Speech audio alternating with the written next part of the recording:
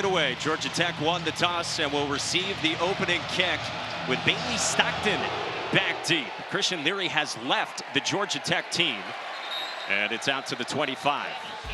So we told you Haynes King leads the Yellow Jackets, fifth-year senior from Longview, Texas. In his second season at Texas A&M, he'd won the job, but he suffered a broken leg. Won the job again in 22, but ended up transferring to Georgia Tech, where last year the dual-threat quarterback was honorable mention ACC. You talk about a guy who's got 4.4 speed. They want to utilize that speed when necessary. It's about running the ball for this offense, but a much improved quarterback in Haynes King in his second season in this offense. It was a great game between these teams last year in Atlanta, and Louisville won that in the opener. King to the air to start, and he will float that toward the sideline, incomplete, in the direction of Eric Singleton. Well, Brent Key said to us, I think our team's probably ahead of schedule. But he said, of course, that's the outside noise. And because of that, he said to us, like a Nick Saban disciple, it's mental warfare every day. Every week, every day, it's about getting better. And look, after a big start to the season, they kind of sizzled. They haven't sizzled as much as they want to. This is on the ground with Jamal Haynes stacked up by Renee Conga. It's 3 yards, and here comes third down. It's a big third down. Early in the game, how does this offense try to convert early on a defense with so much added depth? But first, they're going to have to stop Ashton Gelati, the defensive end, number 9. He's public enemy number 1 if you're Georgia Tech. This is an offense that brought back nearly everyone from last year and has been top 25 in the country so far in yards per play. 4-man rush. King under pressure. Stayed alive. And King will dive down back near the line of scrimmage. And it's fourth down. Stanquan Clark in on the stop for Louisville. Outstanding start to the third down, first third down of the game. I want you to watch the guy right here. He's Tremel Logan, one of the transfers from USF. The ability to get up the field and get a nice rush. That's what allowed everyone to get to the quarterback who had to step up. An outstanding job on the rush on the outside, forcing Haynes King to have to step up and to corral him for a short gain. And now a punt from Georgia Tech. So David Shanahan, the senior from Ireland in his 4th year as Tech's punter, will get it away in the direction of the stud corner, Quincy Riley. Takes it from his 15 up the middle of the field and gets spun down past the 20. There is a flag back near the line of scrimmage. We got 3 flags, I should say.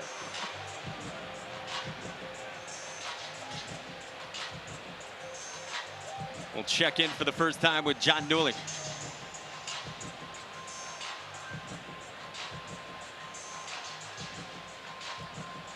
Now, what are they discussing? Is this a personal foul, or are you running into the kicker, or roughing a kicker?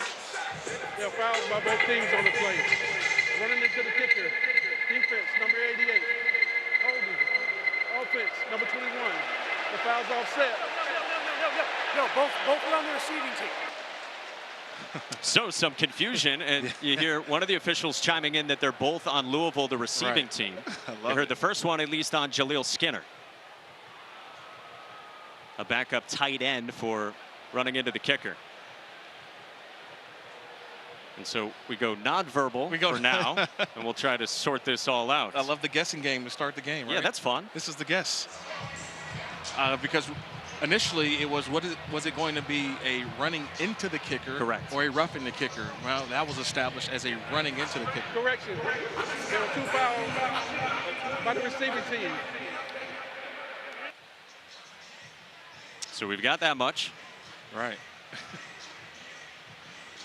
Because they can't accept the running into the kicker, because that would have gave them only, still would have been 4th and about 2. Correction. There are 2 fouls by the receiving team.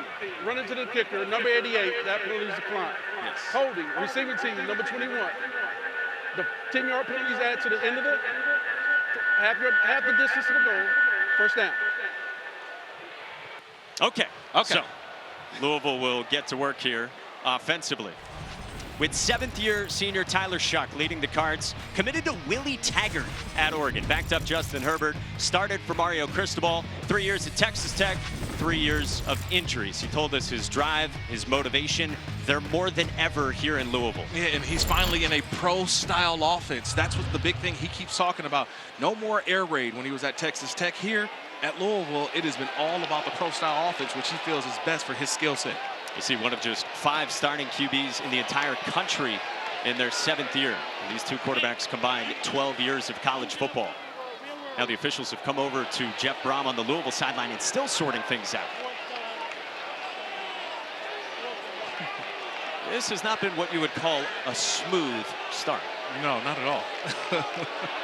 The first ACC game for Louisville this season. And the crowd here definitely letting their thoughts be known. And now Brent Key will get a chance to chime in as well, and the officials will congregate.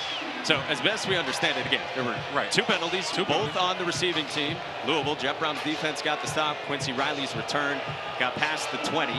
They took a couple of penalties. It sounded like Brent Key declined the running into the kicker, not roughing the kicker on Jaleel Skinner, and instead took the holding that backed things up, we presume, 10 yards to what now looks like the 7.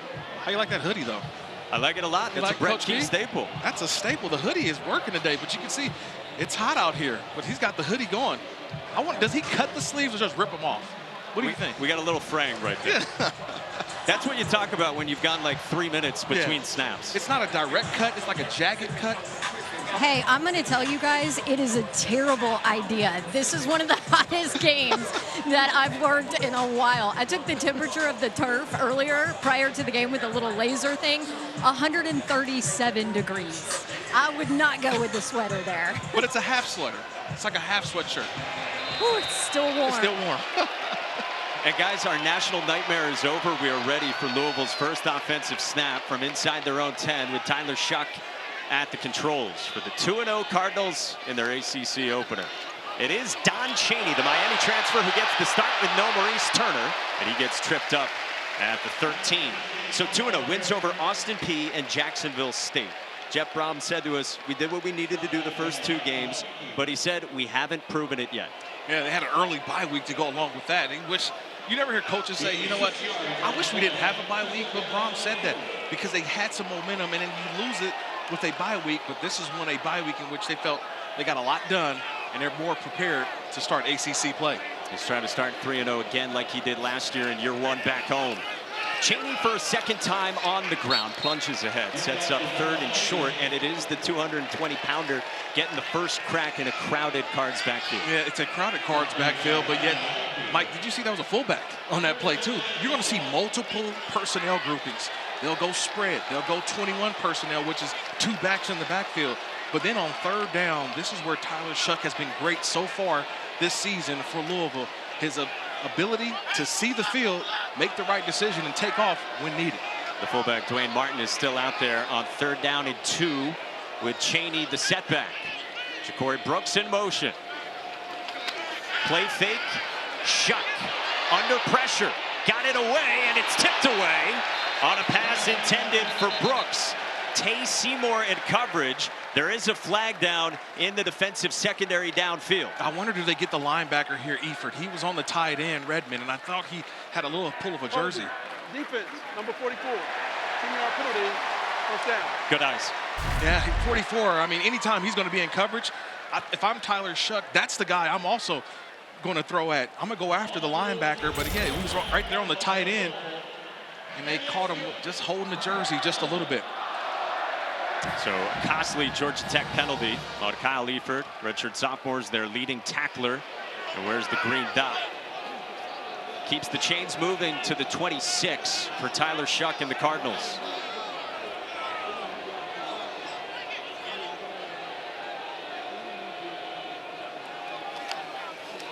Play fake again. Shough plants, fires downfield, wants Brooks, who holds it in.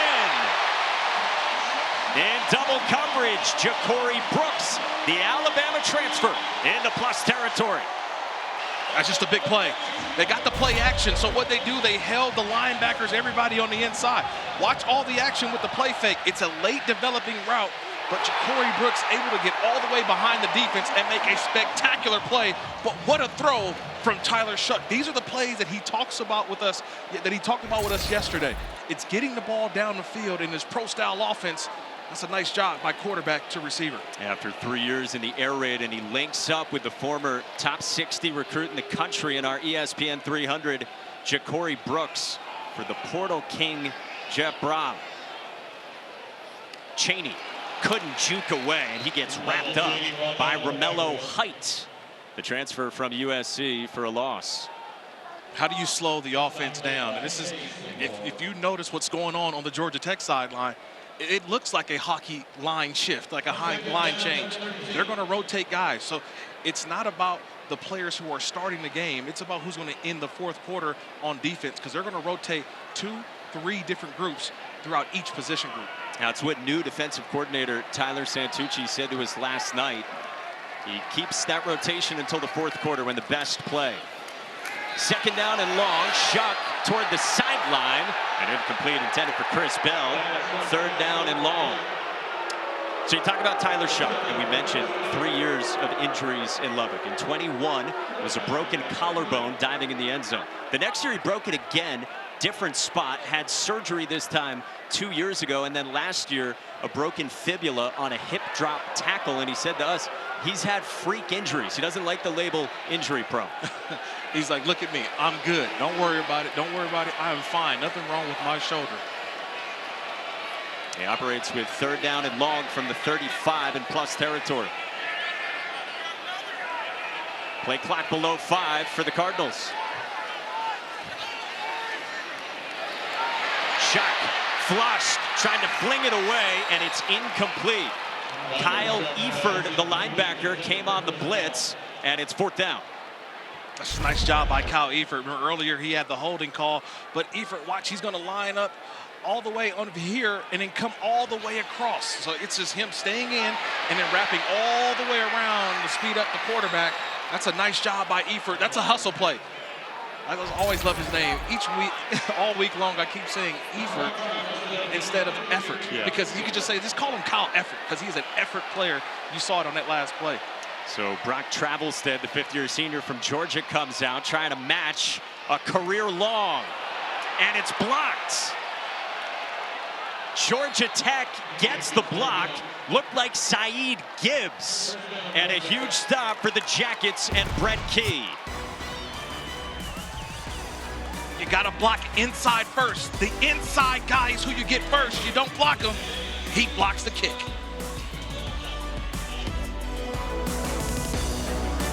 Effectively is for Georgia Tech team that at Syracuse in week 2 blocked a couple of kicks. And now Jamal Haynes tries to squirt forward. Late flag comes in after 2 yards on the pickup for Jamal Haynes, a 1,000-yard rusher last year, and we'll check the marker.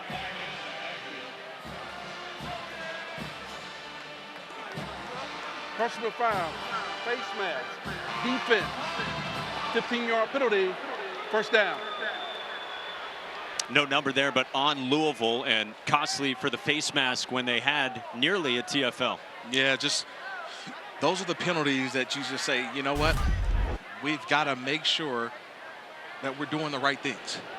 And I believe it's, I can't get a number, maybe Desmond Tell. Yeah, Des Tell, 99.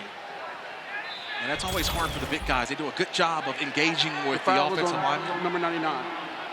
Yeah, Des Tell, but you engage with the offensive line, and then you're just trying to get a hand out to grab cloth, and unfortunately it was face mask, 15-yard penalty.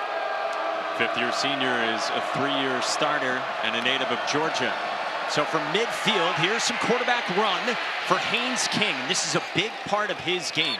Guy last year who ran for more than 700 yards, 10 touchdowns, and in the win over Florida State, he ran it 14 times. But Coach Key said he didn't run it last week. Okay, he didn't have any runs last week, so I guess they were protecting him last week versus VMI to have him ready to go. But we're going to see a lot of quarterback run. He is the unblocked player, right? He's the guy that has to go out and make a guy miss in the offensive run game. He'll keep it this time and cut upfield. And Haynes King with a first down. Got popped by Tamarian McDonald with 8 more. And some up-tempo here from Georgia Tech offensively, led by offensive coordinator Buster Faulkner. Haynes up the middle and into a swarm of Cardinal. A loss of 1. Just getting on the ball, getting set. If you're Louisville defensively, everybody just got to have their cleats in the ground. They're going to go fast. They'll go a little bit slow at times, but the formations, the motions.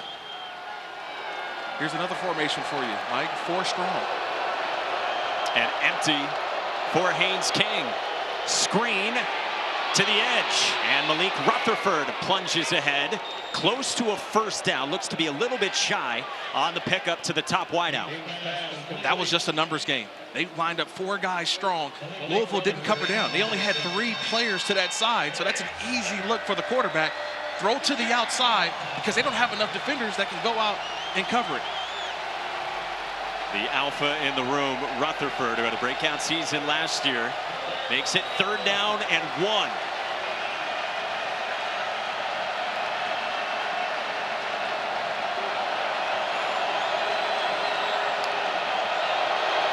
King up the middle, untouched for a touchdown.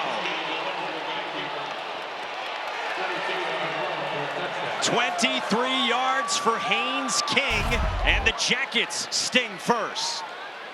There is no one in the middle of the field. Look at that. Look at this area. Haynes King realizes that they run this ball, they get to the line of scrimmage, there's nobody there. There is no safety help. There is nobody in the middle of the field.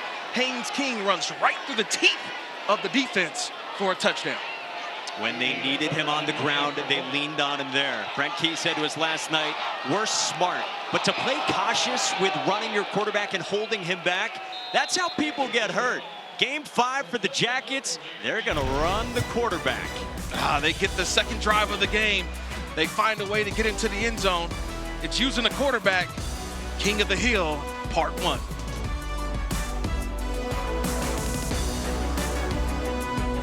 About the stat yesterday, he didn't know it. He said to us, so what, now what for this team?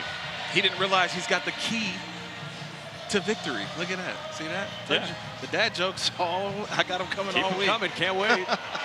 Brent Key, the key to winning, just going out there and running the ball. 2 of those in 22 when he took over as the interim head coach. 2 last year. And then against number 10, the Florida State in Dublin in week 0 to start this season. Aiden Burr, the hero of that one, gets it away for a touchback. We take a look at our impact players, brought to you by Cracker Barrel. Louisville gets it on offense here. Ja'Cory Brooks, and Georgia Tech defensively. You really like Trinilius Tatum. I do. Look, on the opposite, look, he plays opposite of Kyle Eifert, who's going to get a ton of the credit. But, man, Trinilius Tatum definitely doing a great job on the Louisville side. Ja'Cory Brooks already the 42-yard grab to start the game. And Tremel Logan coming off the edge, had the big stop on 3rd down. So impact players already making an impact. And so this Louisville offense starts at the 25. Last year in offense, 5th in the ACC in scoring and in yards per play. Kewan Brown, the redshirt freshman from Atlanta, is the running back after Don Chaney got the start.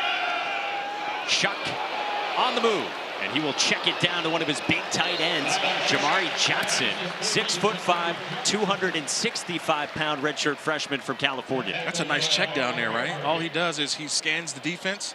His initial progression takes him to the tight end underneath. That was taken away, and he goes to a check down. They pick up 9 yards on 1st down. This is the progression that Shough is going through with the offense. He's only been around it for about, what, 5 months, 6 months? He's learning quickly. Got in right away and started learning it when he made his decision to transfer and chose Louisville.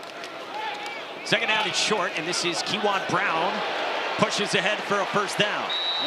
So no Maurice Turner, but even going into that, there was so many guys in the mix. Of course, you had the 2 NFL backs last year, Garendo and Jordan.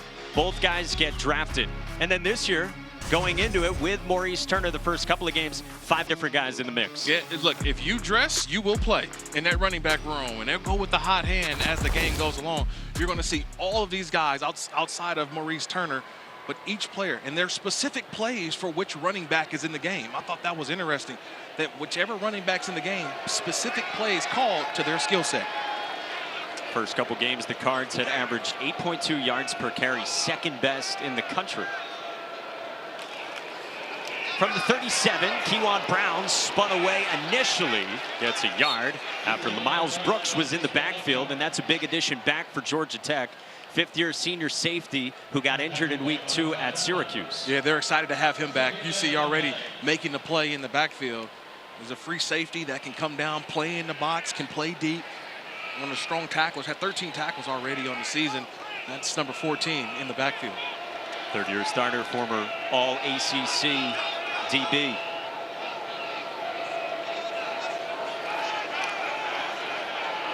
Shough with time, and now chased. There's a late flag down, and Shough steps out of bounds at the 45. This might come back for holding. Yeah, it's holding on Mendoza, the right tackle. Just holding, trying to buy a little time for his quarterback. Offense, number 76, 10-yard penalty, second down. Yeah, Jonathan Mendoza, he's going to get the up top on the screen, the right tackle. And he's doing a great job. But that's a nice coverage sack in the back end for Georgia Tech because they've got everybody covered, forcing the quarterback to have to make a decision. But you can't wait that long. Offensive lineman, got to let him go. Redshirt senior, 6'9". You see the Yale transfer who will rotate in at right tackle with Rasheed Miller. 3 penalties for 32 yards already for Louisville in the first 10 minutes of this game. Backs him up into 2nd and 19. Shough across the middle. Jamari Johnson again. And the big fella can scoot down the sideline into plus territory. Run out by Kyle Eford. And Jamari Johnson goes for 32. Yeah, Jamari Johnson, he gets, I call it lost in the sauce. He's all the way right here. But watch him. He just kind of gets lost. He's kind of checking. It's like he's going to block. And then all of a sudden, boom, puts that foot in the ground. And how he gets lost, quarterback finds him, and he gets up the field, showing off that speed. Downfield, offense number 51, 5-yard penalty, second down. Boy, so another flag comes in. This one late on the right guard, Austin Collins, an ineligible man downfield. Yeah, Austin Collins, the right guard. And he takes off and goes up the field, and it was just that hesitation. The hesitation by Shough. It was a nice job flashing early was Vandenberg. He's the defensive nose tackle. He flashed, and it forced the quarterback to just double clutch it, which allowed the offensive line to get up the field. I thought it was a close call, but just that little bit of a hesitation forces that penalty. So after the 4th Louisville penalty, now it's 2nd down and 24 for Jeff Brom's offense. Not the start the Cardinals envisioned kicking off ACC play. Isaac Brown, speedy true freshman, is the running back. Takes it out to the 30, and they're very high on the native of Homestead, Florida. 5'9", leads them in rushing yards, and he's their fastest running back. Jeff Brom said to us, it's true breakaway speed that nobody else has, so we need to give him touches. Yeah, tremendous speed is what I was told. There's some guys who've got speed, but when I hear tremendous speed, that's a level that you don't see too often in college football. You mentioned, just try to get him the ball as much as possible. 3rd down and long.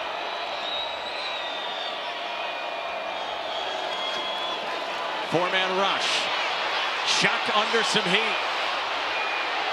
Shough pumps, and he will take off and gets nudged out by Kyle Eford, well short, and it's 4th down. What more can you say about Kyle Eford? The dude is a baller. He is all effort. He runs this play all the way down. Again, the quarterback flushed out of the pocket from the right side, and he's just trying to find a play, trying to find a player open, and watch Eford flash at the end. Just a little touch of Shough. Those are the type of plays that when you go to film the next day, coaches circling Eford, who I call effort. A pure linebacker. Rodney Shelley fields it at the 4, and Shelley gets dropped at the 6. Good coverage by Louisville and Tavion Nicholson. Georgia Tech's got the early lead.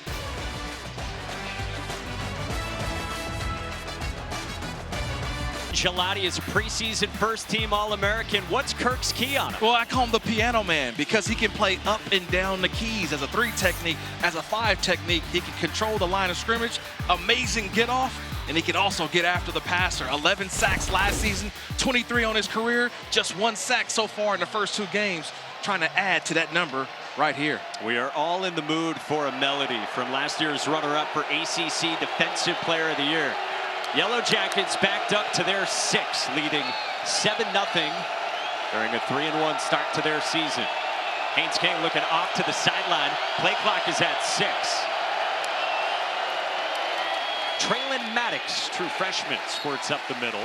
Made his collegiate debut last week, coming off a 2nd torn ACL last year as a senior in high school to the same knee, and he ascends to running back number 2 behind Jamal Haynes. Yeah, but they want to get him the ball too, right? He's one of those bigger backs, 6'1", 210 pounds, so it gives them some oomph. I call it the big oomph, running the ball downhill.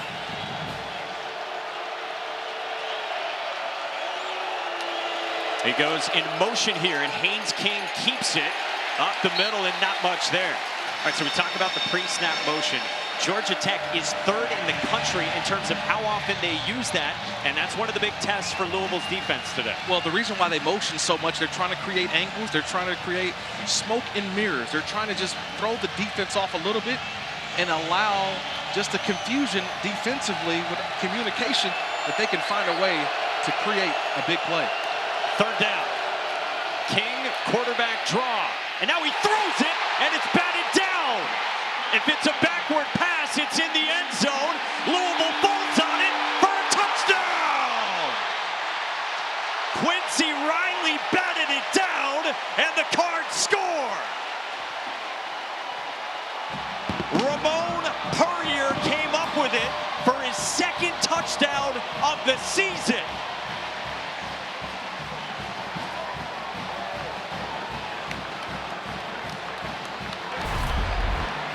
Rule on the field is the pass was backwards, covered by the defense for a touchdown. Just watch Quincy Riley. He comes in, he's about to make the play, and he realizes the quarterback is trying to throw the football. He gets up, he spikes that one, spikes it, and that ball's in the air on the ground, and it's recovered by Ramon Purrier. A big play. Previous from play is Louisville. under further review. Everything reviewed, of course, so they will look at this pass from Haynes King. And regardless of what it is, it's not a decision you want to see from him. Yeah, just doing your job, right? You're asked to do your job. He's coming up to go make the play. Just make the tackle. He's over here, and then he just comes in late, to make the play. Quincy Riley sits up, he comes and then tries to make the tackle and realizes the quarterback's trying to throw the ball. And to me, from the initial angle, it looks like that's a backward pass to me. That's about as close as we can get it to a down-the-line To look. a down-the-line look. I think the deflection also helps out because the deflection happens right along that line of scrimmage. The ball does not look to go forward. After further review, the rule on the field stands. Touchdown. That's a touchdown. Wow. Yeah. Well, we had talked about Ashton Gelati, a superstar on the Louisville defense, and so too is Quincy Riley. Preseason All-American himself comes up with a big play on a questionable choice from Haynes King. I think you hit the, see, we're thinking alike now because that play should have never happened. Haynes King's not going to get the 1st down, so you live to punt the football, live to the next down. That's an unforced error by Haynes King, trying to do too much in a situation that probably was not going to be successful. Costly, and we are tied at 7 with just over 2 to go in the 1st. Hey, tonight at 7, tonight. I just got to say it 3 or 4 times. Iamali Liaba. Just rolls off the tongue. It rolls off the there. tongue. There we go. We're going to be talking a lot about him. If they win today, he's definitely putting himself in the Heisman Trophy talk. So 7-all, late 1st quarter. Bailey Stockton ready to get it from Brock Travelstead. It's unreturnable, and we check in with Kevin Connors for the first time in the studio.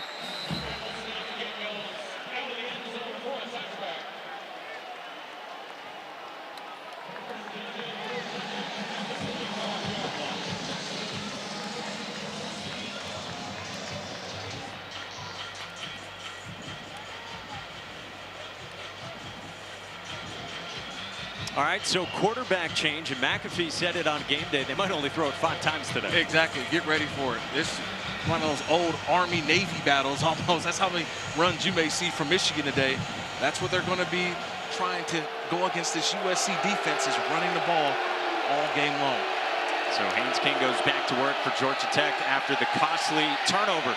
Takes a deep shot downfield for Rutherford to haul it in. Inside the 30, beating Quincy Riley in coverage for 47. Oh, I just love when we talk about impact players. Here's the impact player. He's out there on an island by himself.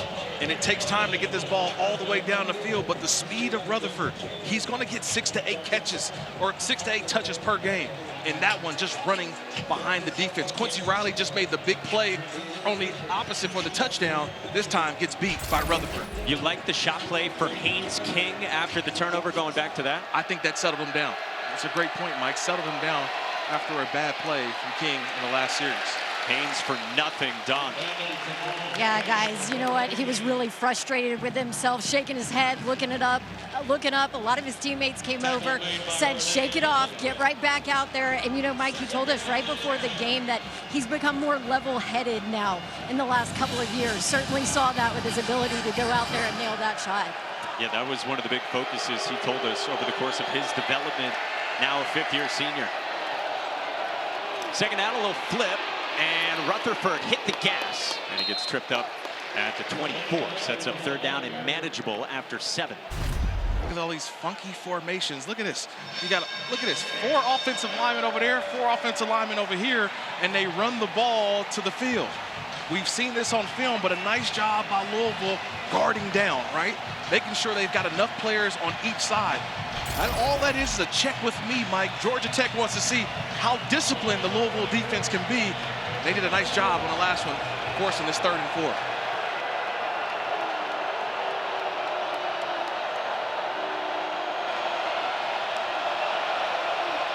Haynes King plants, fires, and he's got it complete. Beat them toward the goal line, and they will spot him short.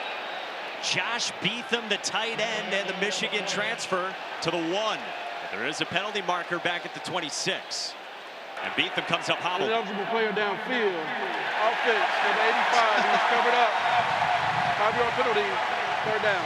Who's on, coach? So this is also what happens when you go fast and you get in these funky formations. So the tight end was covered up. So when you had a receiver on the opposite side who's on the line of scrimmage. So it's all about who's on and who's off. And this was a mistake offensively, not talking to the official to that near side and let him know who's on and who's off, because the tight end was covered up. And Beetham gets checked on the sideline. And we head to the second formation, so we'll get them cleaned up, settle it down, and we're playing good football, being efficient. Defense is playing good right now. We're playing fast, so let's get it settled out, settle down here in the second, and see what we can do. Appreciate you. Thanks. And it's incomplete on a huge 3rd down and 9 intended for the tight end, Jackson Hawes. Tamarian McDonald in coverage, 4th down for the Yellow Jackets. Yeah, nice job by Antonio Watts coming down and making the play. So sometimes they're going to check the ball down. You get good coverage in the back end. If they check it down, we got to go tackle. Go rally and tackle. That was a nice forceful hit, short of a 1st down. So Aiden Burr comes out, the redshirt sophomore from Texas, who's 2 for 4 this year, and will try it from 46. Was the walk-off hero in Dublin in week 0 against Florida State. And Aiden Burr's kick is no good. Missed it right. All 3 of his misses this year have been wide right. And we stay tied at the start of the 2nd quarter. 7-all in Louisville. Last year and a trip to the ACC championship game. And 10-4 the final record after those 3 straight losses down the stretch for Jeff Brom in year 1 with the Cards. Tied up early 2nd quarter. And Tyler Shough to the air to Ja'Cory Brooks. Slipped the tackle, and Brooks with a good gain, close to a 1st down. And he will move the chains. That's a good drive starter there. You get the ball to one of your best playmakers on the outside. He turned just a routine catch into a first down play. It's been really choppy. We were just talking, off air, Don, you, myself. This has been a sort of up and down offensive start for Louisville. That was Don's question to Brent Key as well. How do you regulate it now for both these teams? A couple grabs for Ja'Cory Brooks. Top target for Shough. Out of the backfield, that is caught, and that's Amari Huggins-Bruce, experienced senior who transferred to South Carolina in the winter, went through fall practice with the Gamecocks, but came back to Louisville at the end of August. So when you've got this guy in coverage, that's right now. I mean, Shough's not looking at anybody else. He wants that matchup. He's got the running back on Eifert. As much as you love his effort, is not the best in pass coverage, and that was deliberate by Tyler Shough. And the wideout with 8 yards through the air sets up Duke Watson spinning for a first down. So now we've seen 4 different Louisville running backs. This is another true freshman in Watson who has scored a touchdown each of his first 2 collegiate games. And Brian Brom said to us, he's really caught my eye. Yeah, I was trying to go colonial on you earlier in the week with Sir Duke and Sir Isaac. Yep. These young running backs who are growing right before our eyes for Louisville. Again, no Maurice Turner today with an ankle injury that Brian Brown estimated to us will keep him out 3 to 4 weeks. He had the tightrope procedure done, injured 2 weeks ago. Watson again straight ahead, can't escape Kyle Eifert and company. Maybe a yard there.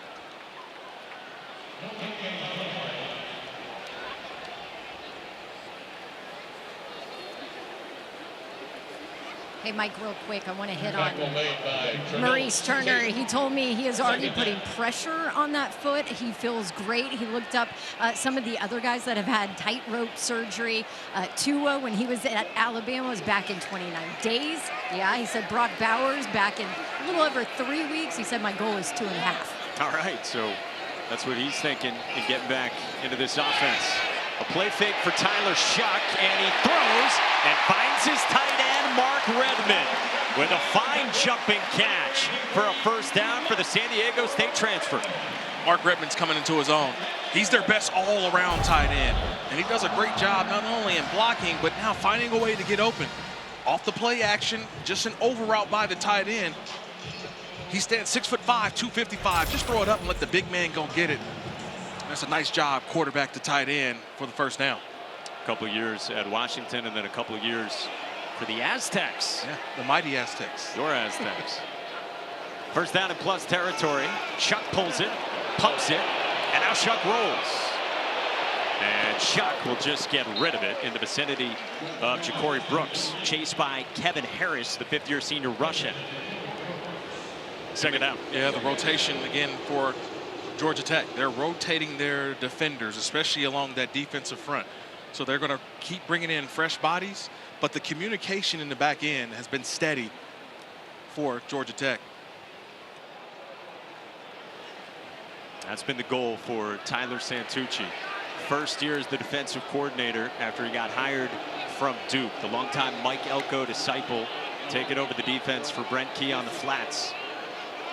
Play clock at 5 for Tyler Shough on second down.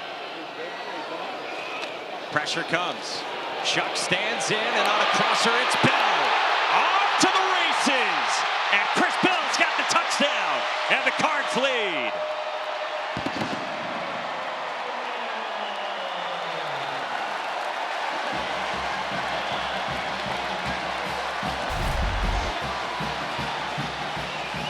They create opportunities here. See this space over in here? All this space. You got to be able to do that. That's what happens when you have all the space and the traffic there. You got to be able to get over the top of the traffic. That time, Zachary Toby did not get over the traffic. And when you can't do that, it's an easy throw for the quarterback, and you allow the receiver to just take off and go out and make a play. Nice job by Chris Bell, but it was the traffic. Got to have communication to get through the traffic. That time, all bads for Georgia Tech. The big wideout from Mississippi, who last year was second on the team in receptions. He's got his second tut of this season. And number 19, Louisville, in its biggest test yet, has the lead on Georgia Tech.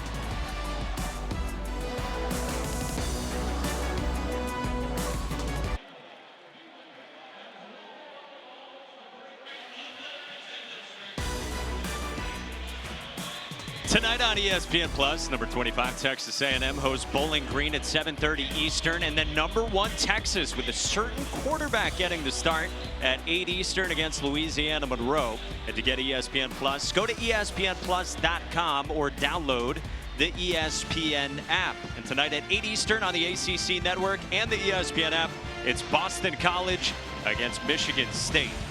General Booty starts on one side, and then Arch Manning gets the nod with the injury to Quinn Ewers. Yeah, look, Ewers says it's getting better. That's what Coach Sark said. But when it comes to Arch Manning, he realizes that he's going to go out there and do his job. Do what he needs to do in order for his team to win, realizing that this is still Quinn Ewers' job.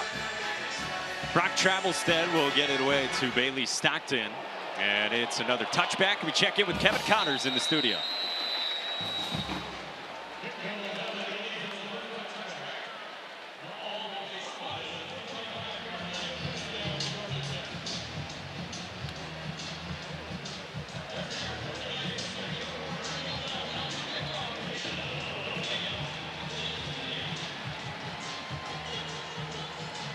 Kevin, all right, LSU fresh off that comeback win against South Carolina last weekend. Yeah, they're rolling now.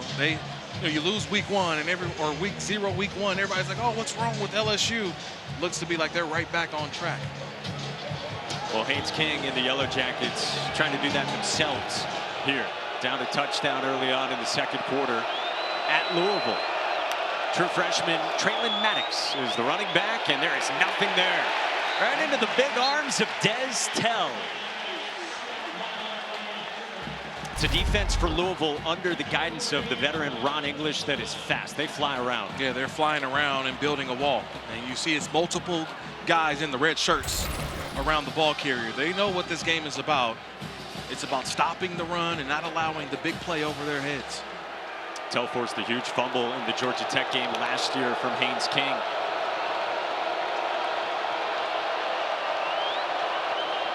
Showing the pressure look.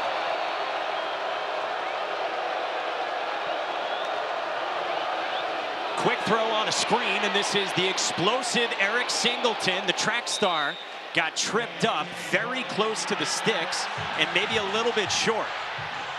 And then some extracurriculars behind the play as well. Yeah, Mike, I don't know if I want to play that game with Haynes King. Showing blitz, all he did, check out of the play and said, I'll just throw a quick screen to Eric Singleton. That's his first touch of the day. And please believe they're going to get him the ball a lot more this game. That's what Buster Faulkner said to us after his freshman All-American year last season. 3rd down and 1 for the Jackets. Maddox is blown up. Tramel Logan got to him, and it's 4th down. One of your impact players. Yeah, he's making an impact. He's been doing it so far in the first half, but he's lined up on the opposite side of Gelati. Watch this move by Logan. He comes here, comes through, and boom, and makes the big play. This is what I keep talking about with Tramel Logan. He's the USF transfer, but he gets right through, squeezes through, and makes a big play in the backfield, getting this Louisville defense off the field.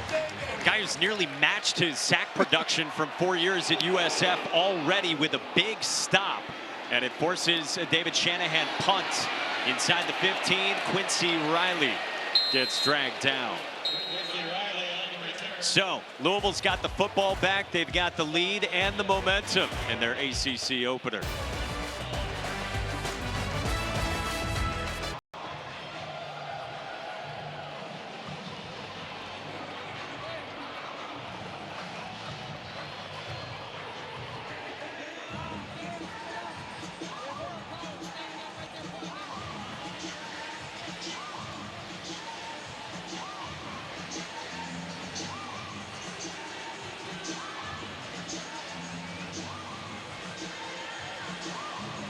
All right, so we'll see if Jalen Daniels and company can finish things off against the West Virginia team we saw last week at Pitt.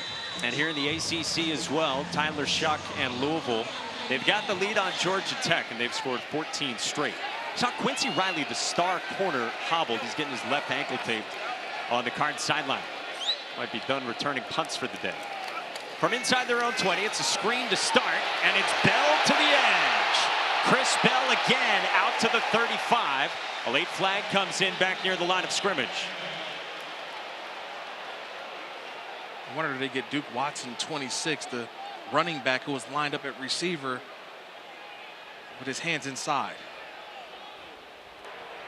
Holding. Offense, number 29. Half the distance to the goal. First down. I assume they mean 26. I assume they mean 26 as well. That's the true freshman, Duke Watson. He's out there on the outside. He's actually blocking his guy to the inside. And Bell goes to the outside, right there on the edge. And that's the play. That wipes out a 21-yard gain for Bell. It's a young freshman mistake, but he said, hey, look, I'm blocking the guy the right way. He needs to read the block better. That's what he's telling coach. Yeah, Jeff Brown said he's green, but he's been talented as well. So fellow true freshman Isaac Brown comes in on first down at 17 for Louisville. Brown off the right side and not much there. And let's go down to Don Davenport with a special guest. Yes, Harry Douglas, ESPN's own Harry Douglas, was honored today here by his alma mater. So before we get into that, though, I got to ask you, we've watched this offense. You just saw him score a touchdown. What do you think about what this offense is doing? Well, number one, great job by Chris Bell. Shallow route across the field versus man coverage. Hey, if you let one guy tackle you, you got to take a uniform in and not come back out. Great job by him. Had a big play last week on a post route from the left side of the formation. But Jeff Brown does a great job of understanding how these guys fit into his offense. And he did it last year, he did it this year so far. And I really like Tyler Shough at the quarterback position, standing in the pocket, delivering the football, especially when he's under pressure. And using his legs a little bit there as well. Okay, you're a great analyst. We just heard that, but you were also a pretty darn good football player here. Back in 2006, I want to take you back to that. What was one of your favorite memories from that season? September 16, 2006, my birthday. We played the Miami Hurricanes. My mom is from Miami, so being able to play that university was at an all-time high for me. And we won the game, and the fans stormed the field. I would never forget that birthday ever in my life. So much fun. Harry, thank you so much for the time. We appreciate you, and congrats. No, thank you. Guys, he's a superstar down here. It took me forever to grab him because everybody wants pictures. Yeah, today into the Ring of Honor. And on third down, a crosser. It's Harry's guy, Chris Bell again. Plenty of running room for Bell with a juke. And he hangs on to the football inside the 40. Well, Harry could call some of these offensive plays right now for Jeff Brown. I know he's excited because he just talked about what was the play. The shallow cross from Chris Bell. He's right up here, and Chris Bell again is going to come right down the line, and no one's going to pick up Chris Bell. It's the shallow cross, and Georgia Tech has not picked it up yet. That's an easy throw from the quarterback, and allowing Chris Bell, 6'2", 220 pounds in open field. You can see, tough to tackle, and another big gain for the Louisville offense. 45 there, and Louisville's third pass of at least 35 in this first half. This is on the ground. Don Chaney cannot escape, and he gets dragged down on the play by Thomas Gore, the sixth-year senior and the transfer from Miami. You said as a DB or as a linebacker, you got to pick through all the traffic. You got to. It's just communication. Are you playing zone? Are you playing man? When you're playing zone, then everybody can pass those routes off. But if you're going to play man, you've got to communicate and have someone on there. This is where Tyler Santucci, defensive coordinator for Georgia Tech, may have to switch up his game plan with all of these underneath crossing routes.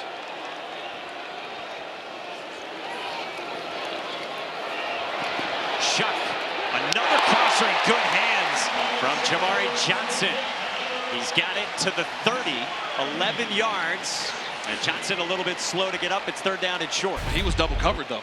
So now you've got double coverage on the tight end. You've got two Georgia Tech defenders right in the middle of the field.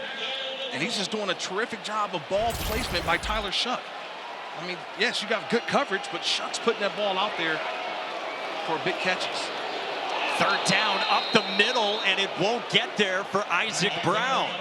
Jackson Hamilton, the Louisville transfer, is there on the stop, and it's fourth down from the 31, and it looks like the offense is staying out. Well, there's no need to even look to the sideline. These fans know this is a big play in this game. Fourth and short.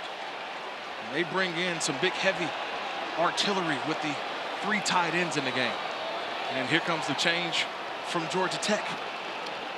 Our ESPN analytics, they say go on 4th down and 1. Don Chaney comes in that heavy formation as well. And his fullback, the 260-pound fifth-year senior Dwayne Martin, in as well. And Brent Key will take a timeout. His first of this first half with 4:29 to go until halftime. Their first 30-second timeout. A big 4th down upcoming for Brent Key and this Georgia Tech team, already in their 5th game of the season. If you go all the way back to week 0 and remember this, about as marquee and famous a win as anyone in the ACC has had so far this season against then number 10 at Florida State. They took the trip to Ireland and they came back victorious, and it really had a lot of people open a lot of eyeballs in college football. How good is Georgia Tech, or how down is Florida State? I think you could say it's a little bit of both, but that kick from Bird, when it went through the uprights, you talk about pure jubilation. And for Georgia Tech, a huge win across the pond. Since then, for the Jackets, they've gone win over Georgia State, lost by 3 at Syracuse in a blowout win at home last weekend against an FCS opponent in VMI. Yeah, he talked about that loss to Syracuse. He said that there's 2 quarters we can have back this season. It would be the first 2 quarters against Syracuse. But right here on 4th and 1, I think run pass option here. Play pass. If it's not there, Shough taking off. With Chaney the running back. Shough on the move. Chaney out of the backfield. It's a first down. And Louisville moves the sticks. Yeah, you dial it up. It's not that hard sometimes, right? You got the action going to the field. It's called play pass for a reason. You play action. If it's not there, the quarterback can run. But no one picks up Chaney. Wide open in the flats. A little soft toss and a first down for Louisville. 17 to Don Chaney, who had only had 3 carries the first couple of games. He's got big opportunity today with the Turner injury, and with Chaney himself coming off an ankle sprain suffered last time out 2 weeks ago. From the 13, Chaney off a cut to the edge and gets ushered out of bounds inside the 10 by Tajay Butler, the true freshman linebacker. I love this personnel grouping, by the way. 22 personnel, 2 backs, 2 tight ends. You got a single receiver up top by himself. They're trying to out-bully Georgia Tech defensively, right? They're trying, hey, we're going to bring in our big boys and try to run the football on this Georgia Tech front. Which side of the ball can withstand each other? And that's what Tyler Santucci said to us. Going up against Jeff Brown, you got to be ready for 17 different formations, he said. You see the Georgia Tech defenders getting lined up late. Chaney again, stonewalled up the middle. 3rd down and 5 coming for the Cards in the red zone. No gain on the play. Brings up 3rd down and 5. What do you like down here? 3rd down on a drive that's already gone 9 plays in more than 6 minutes. Well, one thing that we've seen has been the underneath crossers. I got the balls on the right hash. Always look at something toward the field. There's a lot of open green grass. Seeing a motion come back, but something to that open side of the field. Georgia Tech being given the chance to substitute as well after Louisville made changes.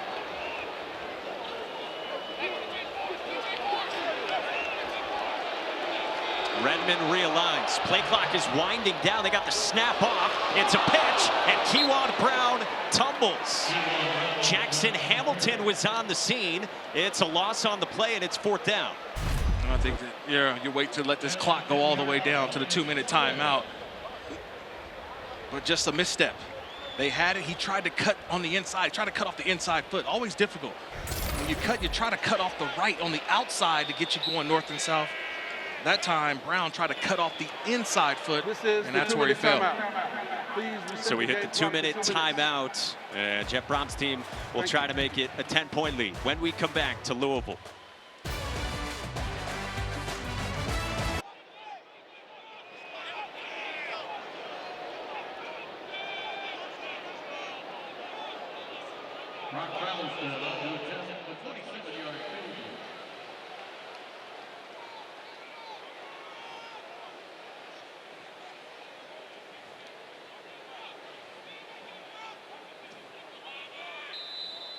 Okay. All right, Kev, yeah, it's a whole new world and here in ACC country as we know it, as we have known it It's a 27-yard try from Brock Travelstead. Had one blocked earlier in this half, and last time out a couple weeks ago missed the 28-yard chippy from the right hash. And this time from 27, same hash. He is good. He makes it a 2-score lead for Louisville. So it's 17 unanswered for the Cards. We remind you, kickoff week 3 of the NFL with the Sunday NFL Countdown crew, 10 a.m. Eastern over on ESPN and the app. Plus, we've got 2 Monday Night Football matchups. Jags-Bills at 7:15 Eastern on ESPN and Deportes. And then Commanders-Bengals, 8 Eastern, ABC and ESPN Plus. There we go. That's called the Kirk Morrison Bowl, by the way. Is it? Yeah, 2 teams that I played for, the National Football League. My Jaguars in 2010, 2011, 2012 with the Buffalo Bills. So a lot of love for me in that game. I never can choose a side because I love both those fan bases. So that's what I'm watching with love in my heart for the Jaguars and the Bills Mafia. I love that. And then on ABC, you get a couple of LSU Heisman Trophy winning quarterbacks. Yeah, 0-2, the Cincinnati Bengals. Can you believe that? Had I told you 0-2 Bengals to start the season, it's a good Monday night matchup. Looking forward to it. So an 11-play, 75-yard, 7-minute and 10-second drive ends in 3 points from Brock Travelstead. And Louisville's got the 10-point margin on Georgia Tech, who's got a $156 to work with. And they would love to get some points on the board here headed to halftime, because Louisville will get it to start the second half as well.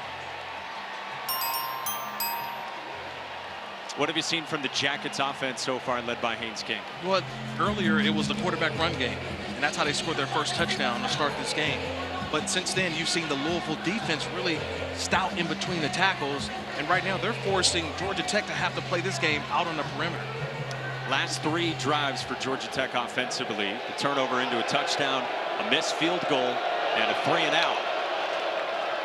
Here's a little flip to Avery Boyd, the converted wideout, now a tight end. They want to get touches to him, but Louisville hangs tough. Tavion Nicholson the stop. It's a loss on the plays. They're trying to get touches to Boyd. Yeah, but they're also trying to do what? Get the ball out to the perimeter. They're trying to get to the outside, and that's just great pursuit by Louisville defensively. If you don't get the first guy there, then the second guy has to be there, then the third guy. Great team tackling there on getting to that perimeter. Tavion Nicholson, the 5th-year senior corner, the Illinois transfer, is slow to get up. We were told he would get a bigger role today because Corey Thornton, another transfer, another corner, he's banged up with a hand issue. So Nicholson was set to get some more run today in Ron English's defense.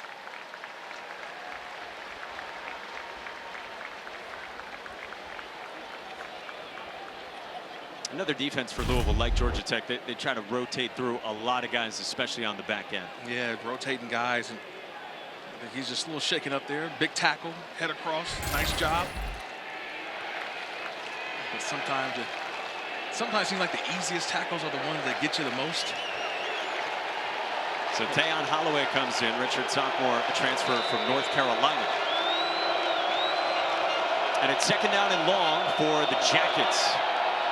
Haynes King thought about a deep shot, checks it down.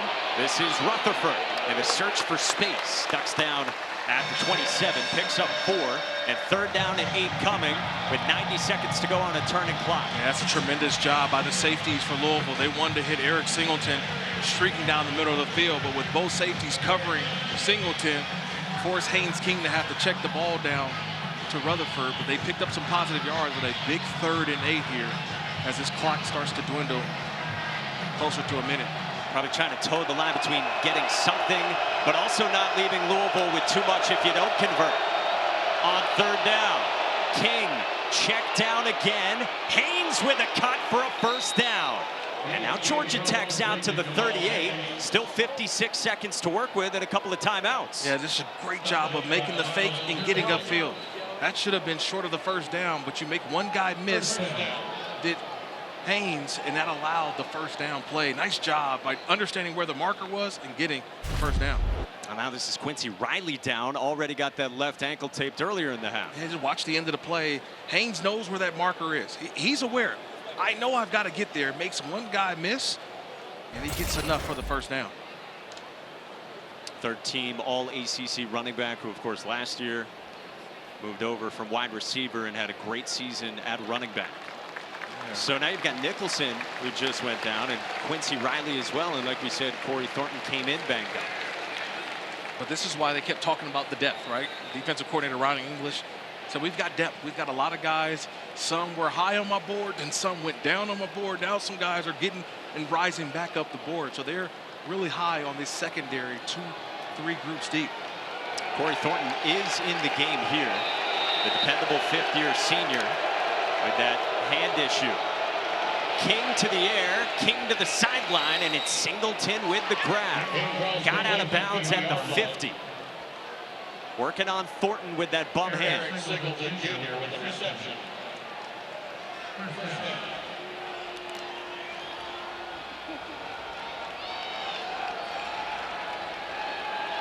So 12 yards from midfield. Jackets try to get something before halftime.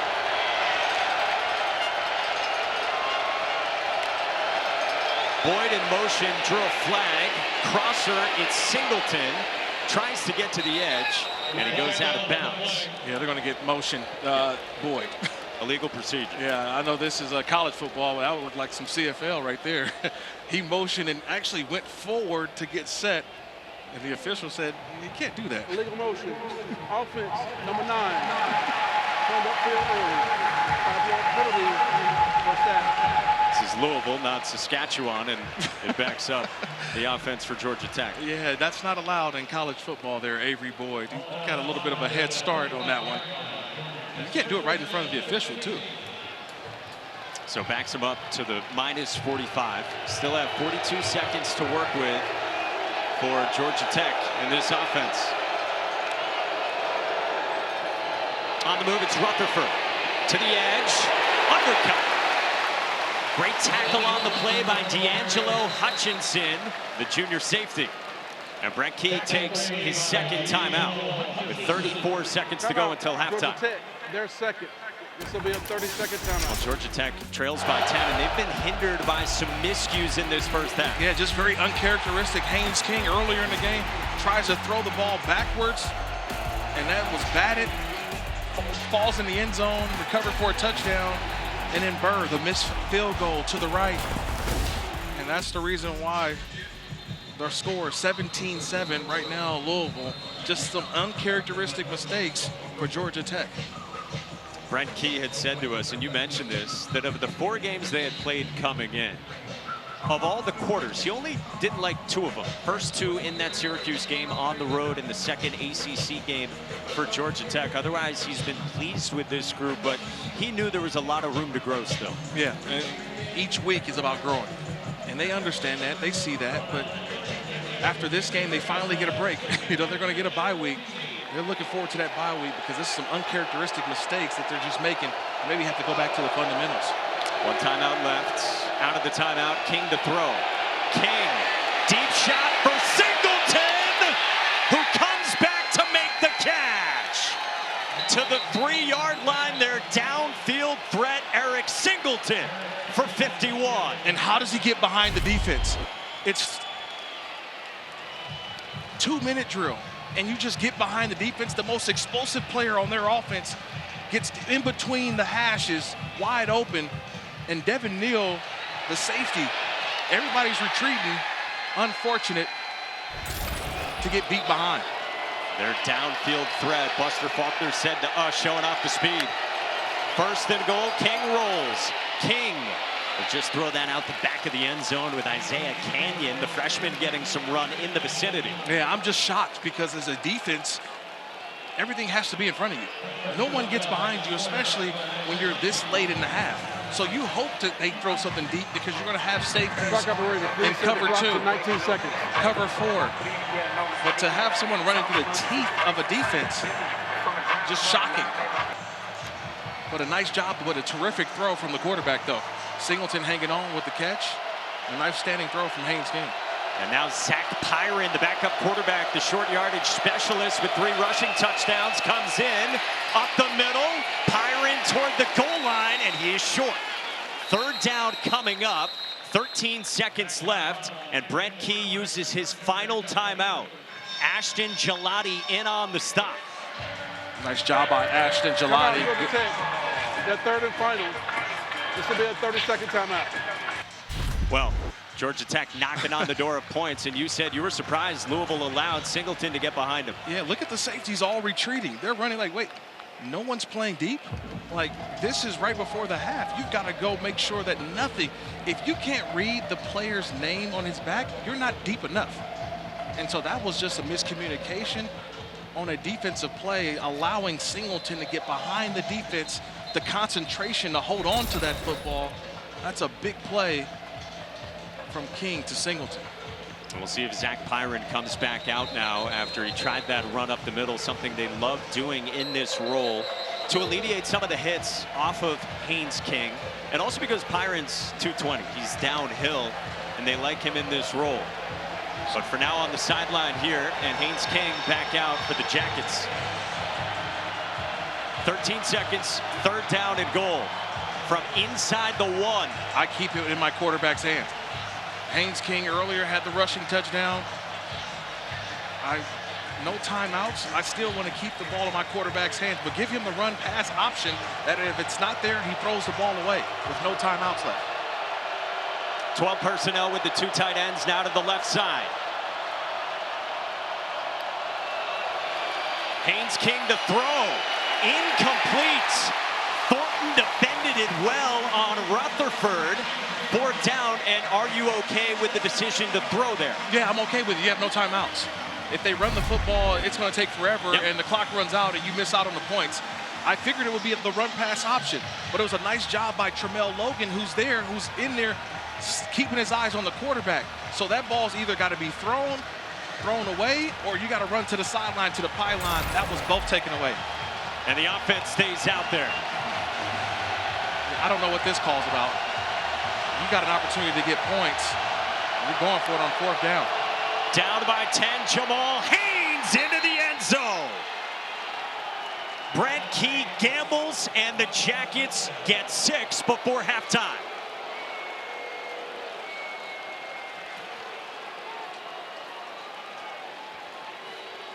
A few cracks at it from inside the 5. First they went short yardage QB specialist Zach Pyron. Then without a timeout to the air, starting at 13 seconds, they gamble on 4th and goal, and Jamal Haynes is in. You talk about having the alumni on your back.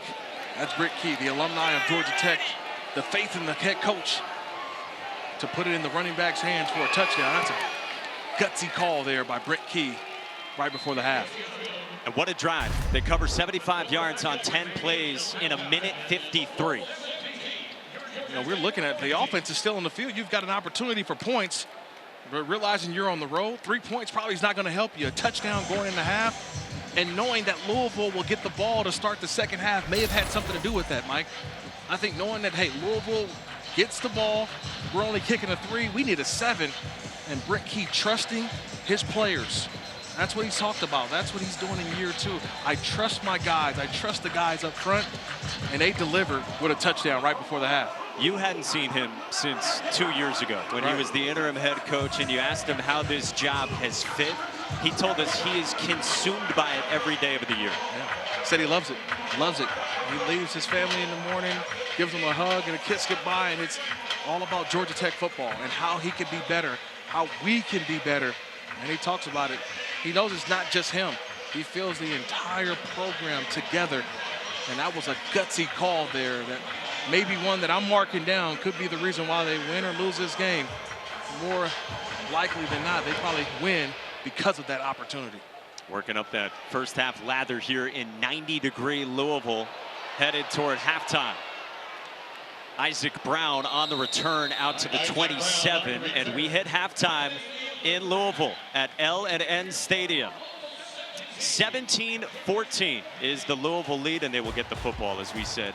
Start the second half. Georgia Tech already 3-1, best start since 2017. And Louisville, ACC opener, playoff on the mind this year. Let's check in with Don Davenport. The struggles are on us. That was what Georgia Tech head coach Brent Key told his team at the break. He said, we have got to play smarter football. This is exactly what can happen when you're on the road in a conference game. He's asking his team to pull it together just a little bit more. Now, on the other side, guys, Coach Jeff Brom needs everything to get better on offense. He said I could sense his frustration, pointed out the lack of run game. They're not getting enough push up front, and that has to change here in the second half. Yet neither team, Don, ran it really much at all. Yellow Jackets for 38 yards on the ground. Cards for one better at 39. Tyler Shough on the move, and he will dive down past the 25, picks up a few. What do you want to see from Louisville's offense this half? Yeah, just positive plays. I love when I say positive plays like that last one. There was nothing there, but Tyler Shough goes and picks up 3+ yards. That sets them up for 2nd and 7. That gets them closer to converting on 3rd down if they don't get it here on 2nd. But those are the plays that they have to continue to pile up. Only their 3rd game of the season. Brian Brom, the offensive coordinator, brother Jeff, calls the plays for the Cards. 2nd down, Shough out of the hands of Brooks. And there is a flag back near the pocket of Tyler Shough. They've had troubles on this right tackle all game long. Holding. Offense. Number 76. 10-yard penalty. 2nd down. It's on John Mendoza again, the right tackle, who in the first half on the sideline drew the ire of Jeff Brom, part of the rotation over there with Rasheed Miller. Yeah, the right tackle position is one, and they've got a rotation there. You mentioned Rasheed Miller as well, trying to solidify that spot. I keep mentioning it. This is only their 3rd game of the season, so they're not settled at one of their offensive line spots. So we're going to see this battle, competition throughout the game. And which guy, is it Rasheed Miller or Mendoza, who finally solidifies that spot? Injuries mounted, especially in the secondary for Louisville in that first half. And of course, without running back Maurice Turner for the next few weeks. Shough plants, whips it, and it's Brooks. Out of bounds near the 35.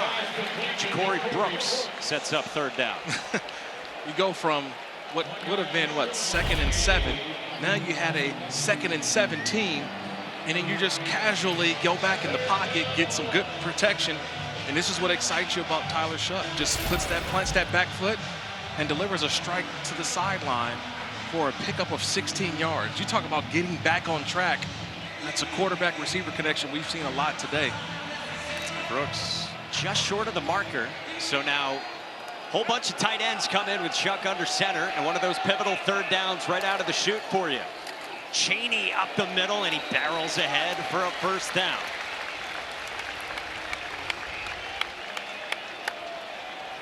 Well, you talked about it right away. Louisville goes heavy formation with so many tight ends on the roster, and they give it to the 220-pound Don Chaney. Yeah, they went 14. So you never really see 14. That's 1 back, 4 tight ends. So you got 4 big boys up there on the line of scrimmage. They're telling you what they want to do. They want to run the football this half. Yeah, here are the different guys they've chided with. 4 running backs without Turner today. I formation, and Chaney follows the big Dwayne Martin at fullback, and it's a good game for Don Chaney, who Brian Brom said to us has a big opportunity in front of him today. Former top 50 recruit in our ESPN 300, who spent 4 years in Miami and battled injuries there, but last year had his most productive season and then transferred into this Jeff Brom offense this year. Yeah, he brings the physical presence. That's what Coach Brom talks about. He's the downhill runner, but he also has great vision. Seems to find the holes, but he delivers a punch on contact.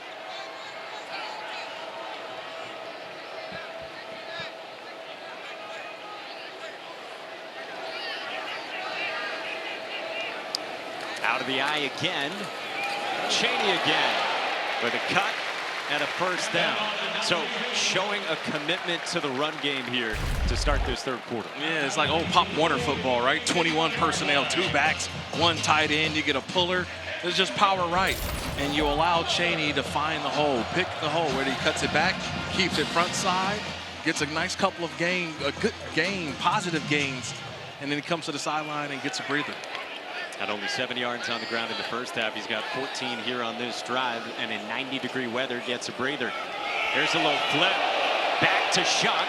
Set up a screen, and Jaden Thompson is on the move with running room. Thompson a stiff arm.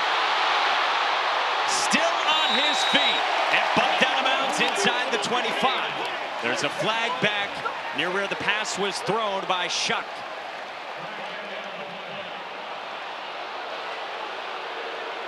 For now, a 28-yard gain is pending for the Cardinals. And I have no clue. Personal foul. Illegal block below the waist. Offense, number 81. 15-yard penalty. First down. Can't do it outside the tackle box. Offense or defense, they say 81, and that's Kataris Hicks, the wide receiver. Yeah, Kataris Hicks just peeling back, and he goes low. You can't go low on a defender that's coming right there at Shough. If he stands up, if he hits him high, that'll be a perfect block. But going low on the defender right there, the officials see it, and that's what negates would have been a huge play for Louisville. See the 69 penalty yards for Jeff Brom's team on 7 penalties here just a few minutes into the third quarter. And they ran that play to perfection. I mean, they had about 8 guys on that side of the field. Nice little caravan set up for Thompson, but all for none. Some fits and starts on both sides, dealing with penalties and miscues in this game so far.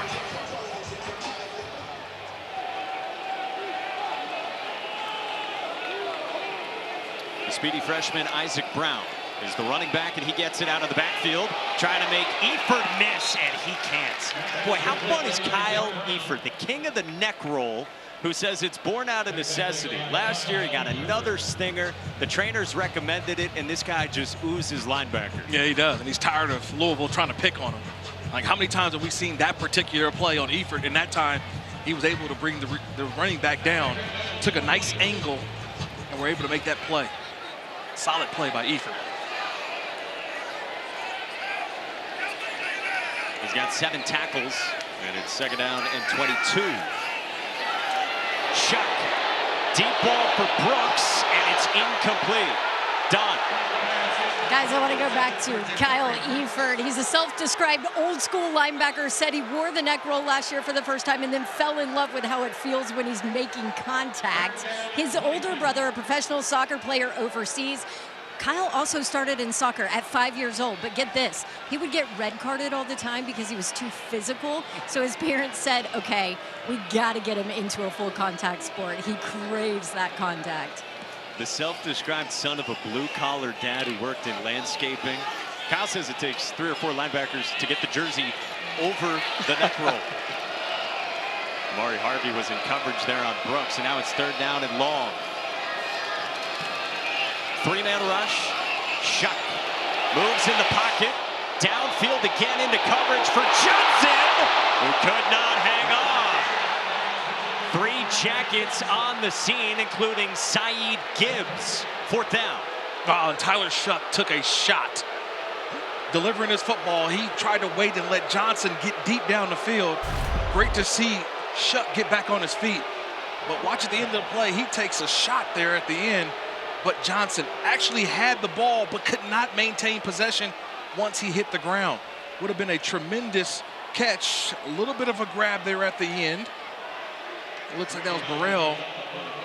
A little bit of a grab, but just unable to corral that football. And Johnson, though, he missed an opportunity. And now Louisville gets the punt away from Brady Hodges, and a fair catch signal for Georgia Tech right near the 25, and Rodney Shelley. Booze rained down. Louisville stops and starts with some penalties on the drive. Georgia Tech has it next. On that turf when we started, we got some cloud cover. It's going down to 102 now. Buck 37 off the turf here at L&N Stadium.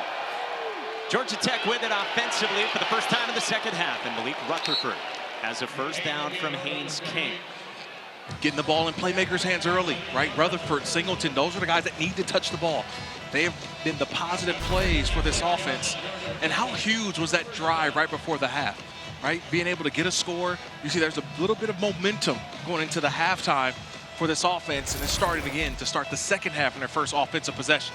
Yeah, King on that drive went 4 for 6, 78 yards. The prior 5 drives in the first half, he was just 4 for 6 for a total of 70 yards. Here's Singleton, who had a big first half with 72 receiving yards. Quincy Riley is out there, makes the stop, and Singleton is a stud. What a dangerous combo of strength and speed from Eric. Squatted 510 pounds this spring. He's a dual sport star on the track, all ACC last year with a 10.32 in the 100. Guys, not happy with his speed rank on the college football video game, just 92. Even tweeted about it. He said he should be at 97. Haynes up the middle on a second down to carry it. He's got enough for a first down. Yeah, he's a game breaker. I loved watching him all week on film, because whenever you see him out there on the field, they're just trying to get the ball. Number 2 is just like running at a different speed than everybody else on the field. How many different ways can they get him the football? He's not just a receiver. They also send him on the end arounds, a lot of run action. As many times you can get Singleton the ball, you have to. He's that kind of player. Yeah, Buster Faulkner said to us, we got to find ways to keep him involved. Haynes King fires downfield, and it's a drop for Singleton, who has had some shades of that the first 4 games of the season for the Jackets. Yeah, I don't fault him on this one, though, Okay. Mike. I think that ball's thrown behind him. Remember how fast he is? Well, he gets all the way to the top of the route, and as fast as he is, he couldn't contort his body to come all the way back to that football. I'll put that one on the quarterback. That's what happens when you have such a speedy guy. It's hard to be accurate at times because you want to put the ball right in the front of him. That time, not able to adjust going back to the ball. He's got 4 for 81 in this game so far. King to the air again, seam shot, Avery Boyd. Well, they want him involved as well, and the converted tight end has been a monster so far this year. Up the seam Saturday. If you don't guard the seam, this is what happens. The tight end is right here. He's a tight end. So you look at him, he's almost like a receiver. I think you see the defender does not take a look at him at all. There's no reroute, and you allow the tight end to just man through the middle. His first reception of the day, 28 yards for Avery Boyd. Moved him to tight end in the winter. Haynes King, his first carry since that fumble on the backwards pass that ended up in a Louisville defensive touchdown. Doesn't amount to much. That's a big challenge, though, defensively for Louisville, because Avery Boyd, just going back to that previous play, they call him a tight end, but he's really a receiver, though. So when he's lined up out there, you're not expecting the guy who's the tight end by trade to run through the middle of the field, and that's what happens, miscommunication for Louisville defensively. They go 5 wide here for Haynes King on second down. Crosser, Chase Lane, and the 6th-year senior gets to the edge, and they've got popped. Right on the boundary by Tavion Nicholson after 9 yards, and it's 3rd down and 1. Delivering the boom was Nicholson, but Georgia Tech took a page out of the Louisville book, right, with the underneath crosser. Nobody picks up Lane, and he's able to get positive yards and sets up this 3rd and short. What do you like here on 3rd down? Again, Haynes King, right? I think this is 4-down territory, but keeping the ball in Haynes King's hand. Read option, quarterback up the middle. We talked about how important 3rd downs are. Jackets 2 for 7 so far. Jamal Haynes up the middle. Did he get enough of a push? It's going to be very close. They spot as they come in right on the 15-yard line, and he might have enough. Yeah, they went with the read option. That time handing the ball off to Haynes. And it's 4th down. So Haynes hands off to Haynes. So who gets the ball? I'll tell you this. Haynes is going to keep it. Whether it's the running back or the quarterback, somebody named Haynes is going to have this football here on 4th down. You saw Brenke just point right back to his offense, trusting them again for a 2nd time on 4th down. Jamal Haynes up the middle and converts. Well, you sensed it was coming, that it was 4-down territory on this drive, and we saw how Brenke handled it before halftime. Well, I was going to be correct either way. I was 50% on either. You're a Haynes genius. King or Jamal Haynes. One of those guys, we're going to hold that ball or get that ball on 4th down. Again, relying on that offensive line. go back to what happened right before the half. They relied on that offensive line. They got the push and they got into the end zone for a touchdown. This time getting the yard needed to convert on 4th down. This will be the 10th play of a clock-chewing drive for Georgia Tech, who is down by 10. Traylon Maddox with a burst up the middle, and he carries Miles Jernigan inside the 5. Both teams showing that commitment to the run out of halftime. Yeah, I love this. This is a team that likes to go fast. So when you go fast, and for sometimes they're just slowing things down on this drive. Think about it, slowing things down. And it seems that they're getting some positive plays. They're allowing the guys to get on the line of scrimmage and get their blocks. They're not moving fast like they normally do. Those 8 yards, the longest by a Georgia Tech running back on any carry. Haynes King straight ahead.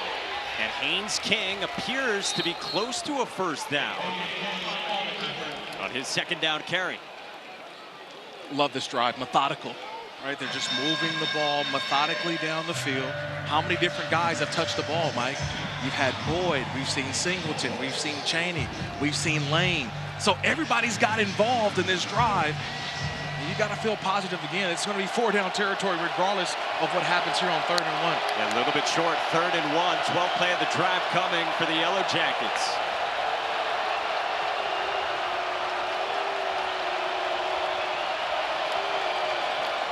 Traylon Maddox spins forward, and did he get enough?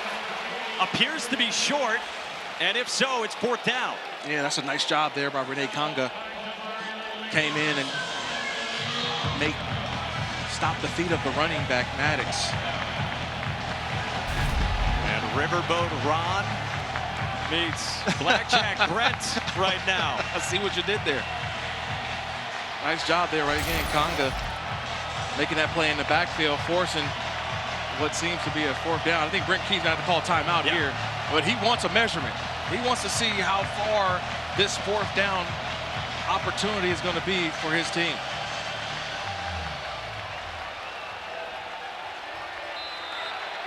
Delay of game. Offense. 5-yard penalty. 4th down. So instead, he'll just take that and play for the tie here early on in this 3rd on a long march down the field of 12-plus plays. Yeah, I think I'm just going off of what he's shown so far, not only in this drive, but how he ended the 1st half. It was about, hey, we're just going to get some push up front and utilize our running backs and get the yards that are needed. This time saying, you know what, I'm not going to take points off the board. So I like that decision, right? You've got an opportunity to get 3. Let's tie the game up. You never want to take points off the board, which you think you have an opportunity here with this field goal attempt.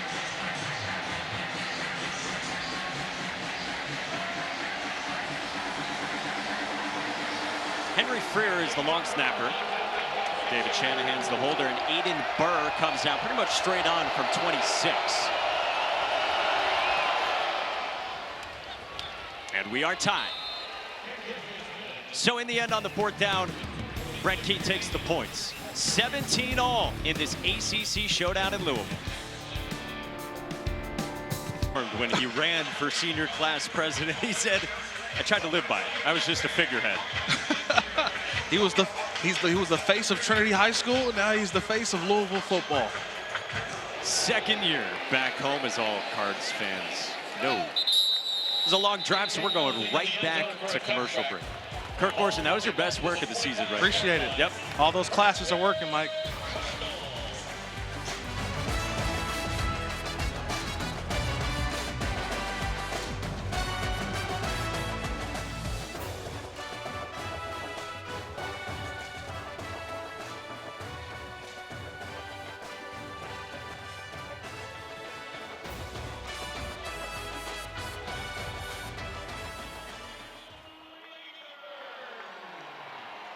Mom's arms. Oh, the excitement at the stadium. Club dub for her. Back in Louisville, late 3rd quarter, inside of 3 to go until the 4th. We've had 2 very long drives in this half, and now Louisville goes back to work, tied up with Georgia Tech. And this is Kewan Brown on the ground. So Louisville went 8 plays, 11 yards. They punted, chewed up 452.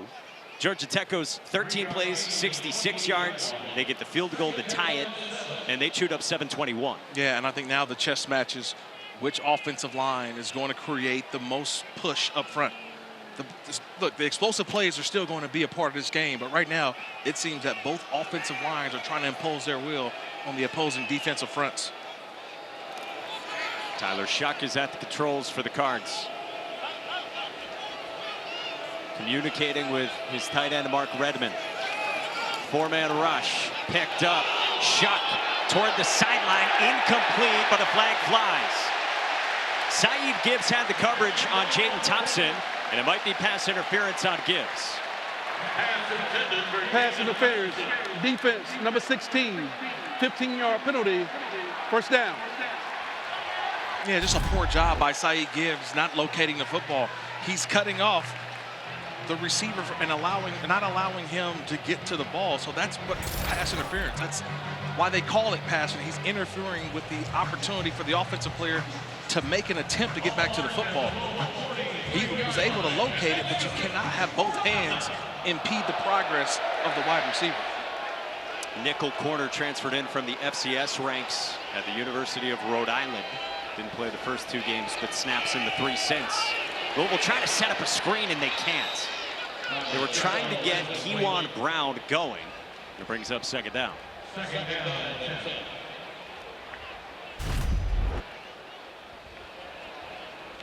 Just all the guys up front realizing, hey, wait, that's a screen play. Anytime the offensive line lets you go by, you've been working hard all game, and it just happens to be a little too easy. You retrace your steps, and that time they were able to retrace their steps. Shough saw that and just dirted it, threw it into the ground. And Tyler Santucci's defense, first-year defensive coordinator, trying to put the clamps on the Cards again. Play fake, Shough for Brooks. Made the catch! Wow! Through the pass interference, a touchdown, Ja'Cory Brooks. 57 yards. Pass interference. Defense, number 3. That penalty is declined. He's on the play as a touchdown. I still don't believe that he caught it. I still don't believe he was interfered with and had to do a full pirouette and still was able to extend the arms and grab the football. Yeah, he stares up at the crowd and said, do you believe that? Do you believe that? I would take a bow at the end of that one. Ja'Cory Brooks, outstanding play, and refusing to let someone interfere with you and not make a play. That's outstanding. Ja'Cory Brooks was the number 52 recruit in the ESPN 300. He was ranked ahead of future first-rounders like Xavier Worthy and Marvin Harrison Jr. Goes to Alabama 2 years ago, a very productive season, their number 2 wideout. Last year, a shoulder injury. Only had a few receptions. Transfers, he's the number 1 right now for Louisville, and that was spectacular for a Cardinals lead. It's just the ball is thrown, but you see the being interfered with as Ja'Cory Brooks literally does a spin and grabs the football. It's one of those plays where, yeah, SportsCenter, I need you to put me on. That's a top 10 play from Ja'Cory Brooks. You see his day, 4 for 125 and a tut, leading the way for this offense. Now Tyler Shough steps inside the tent as well for Louisville. You don't like to see that for a guy who's endured so many tough injuries throughout his career after the 57-yard hookup with Ja'Cory Brooks. Maurice Turner, who's injured today, out for a few weeks with the ankle injury, comes over to pay his respects to Ja'Cory Brooks. I felt Brooks was going to have a big day today, because with Maurice Turner out, it has to be Ja'Cory Brooks stepping up, and he's stepping up in a big way. Tyler Shough, an outstanding throw, too. He's having himself a day right now, Mike. So after Georgia Tech had responded and tied it, Brooks and Shough combine to give the Cardinals the lead in their ACC opener. This is picked up on the short kick, and Georgia Tech rumbles out past the 30. Well, the WNBA playoffs tip off tomorrow, and we'll have all 4 first-round games. Dream Liberty, 1 Eastern on ESPN. Fever Sun, Caitlin Clark, her group, they got to the playoffs. That's 3 o'clock on ABC. Mercury Lynx, 5 o'clock on ESPN. And Storm Aces at 10 p.m. Eastern on ESPN. All right, so we told you Tyler Shough goes into the tent. Let's go back to his throw and see what we can pick up.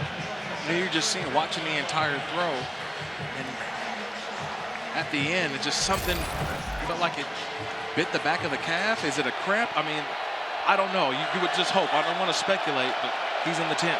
Guys, I'll tell you, the athletic training staff just grabbed the Theragun and brought it into the tent to treat him. And I think with the humidity, the temperatures, definitely probably a cramp. Jamal Haynes springs forward out to midfield. And a good start to this drive for Georgia Tech. Brent Key always talks about efficient drive starters. That's 17. That's a positive play to start the drive, right? You need an answer. You need an answer. You just had the big play from Ja'Cory Brooks for a touchdown. How do you respond? And you start off with a nice run to get things moving. And now you're in the shot territory right near the middle of the field. They've been down by as many as 10 in this game.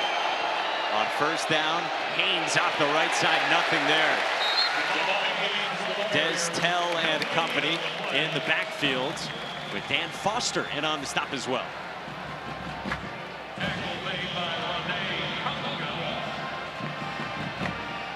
3 times last year, Georgia Tech won games when they were down by at least 10. Had some comebacks in them. Trying to do the same on the road against number 19 Louisville. Final minute of the 3rd. Play fake. Haynes King steps up and he finds his man. It's a first down to Malik Rutherford and a dot from Haynes King. Oh, just pocket awareness, pocket presence. And this is the one thing that Haynes King has talked about, what he learned since he's been at Georgia Tech. It's footwork. He's improved his footwork. You see it on that last play. Steps up in the pocket and delivers a strike to Rutherford. Told us pregame he has grown a ton in being consistently accurate. On the money there, and he is heated up through the air as well. Louisville's got the lead. That's the end of the 3rd quarter. Haynes King and Georgia Tech are on. Let them throw over our head. We got to just figure it out. We got to calm down, get some base calls. We got to go play much better. Thank you, Coach. Don quarterback run to begin the 1st and 10 to start this 4th, and that gets blown up by Antonio Watts for the Cardinals. Well, I guess that may have been a base call because Antonio Watts comes flying through and makes a play. So when he says base calls, it's things that everybody knows. If you're going to rotate and bring it, you got to have great communication, but also have the right calls that are easy to communicate as this crowd has come alive here in this 4th quarter. Seeming they've been too exotic defensively? Yeah, just not a lot of communication to allow that ball deep over their head. On 2nd down, King tucks it, takes off. King with a burst into the red zone, and it's 1st and goal, Georgia Tech. 26 with the legs of Haynes King. And this is part of the reason why is because of formations. This is a terrific formation call by Georgia Tech. They had everyone up on one side, 4 strong. Look at this, 1, 2, 3, 4. Nobody's over here. So what does Haynes King do? He audibles at the line of scrimmage and goes to the green grass where nobody is. That's an outstanding job by the quarterback looking at the numbers game. Oh, they've got it covered up top. I'm just going to run counter to the backside, and that's how you get the big gain. Told us today he grew up a running back first before he was a quarterback, playing for his father. On 1st and goal, he carries again, and it's a yard to the 8. He said his dad was traditional I formation. So as a coach's kid, Haynes King was the running back. And when Georgia Tech has needed him to in its first 4 games, and again here today, he has played physically, he has carried the football, and you can see a little bit of laboring there. Meantime, Tyler Shough out of the tent, the Theragun presumably for some cramping, we think, on the right leg of Louisville's quarterback.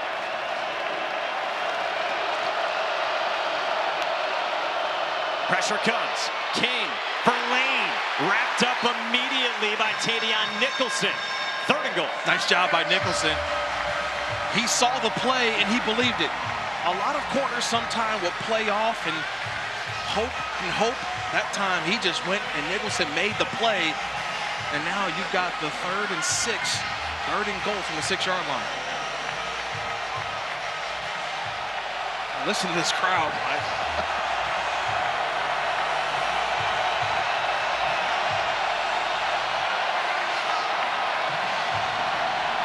Looked like Haynes King needed the signal from the sideline with the decibels up. And I call timeout if I'm Brent Key. Play clock at 2. Bad snap. King recovers. And King fires incomplete with a flag down. They didn't. They probably should have. They should have called timeout, but they're going to be bailed out by a false start. So they'll lose 5 yards on this play, but it could have been even more disastrous. Prior to the snap, timeout, Georgia Tech, their first they've had. This will be a 30-second timeout. Wow, So they got the timeout. I didn't see it. I saw Brent Key. He was creeping over to that near side official on his sideline. It was just a chaotic play coming out of the huddle. And if you're the coach, The game clock for 12:24. I think he may have been screaming timeout.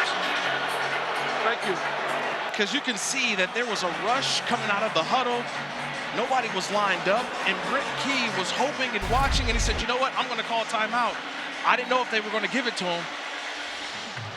All right, top of your screen coming in, left side of your screen. Signals there. Certainly signaled, it appeared, before the snap. It's simultaneous. I don't know a lot of officials will give you that, especially on the road. Well, we'll step aside. We'll have another look when we come back. Jackets got the timeout.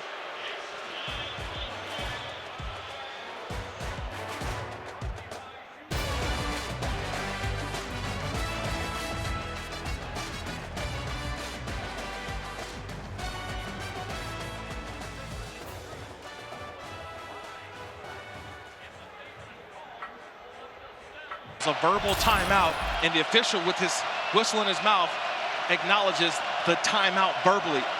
That would be the only explanation.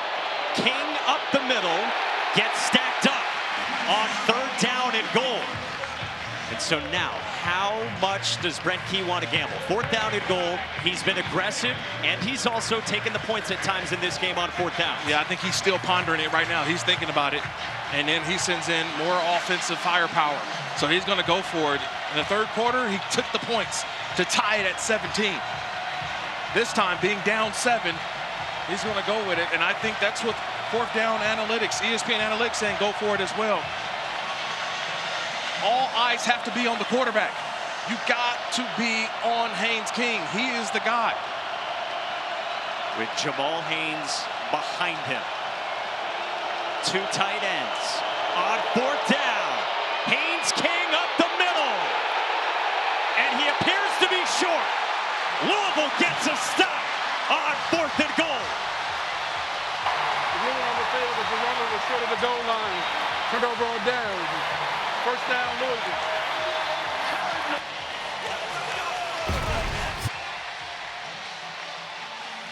You get inside the 2-yard line. There's one guy who Georgia Tech trusts. That's the quarterback, Haynes King. It takes all 11 from Louisville to get in, but they deny the King the end zone.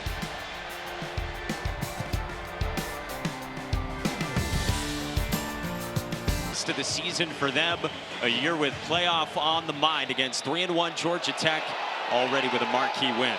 Louisville got to stop, and now it's got to start inside its own 1 in this 4th quarter. Up by 7 on the Yellow Jackets. Shough from under center, tripped down, floated it away, incomplete. Did he get it off before he was down for a safety? No, this is a safety. That knee was down. The right knee was down. My first look, right knee was down before that ball was in the air. This will be a safety. And it is. It's a safety on Tyler Shough, who stumbled, tripped on his running back, Don Chaney. Both knees, actually. The left knee hits first, then right knee. That ball still in his possession.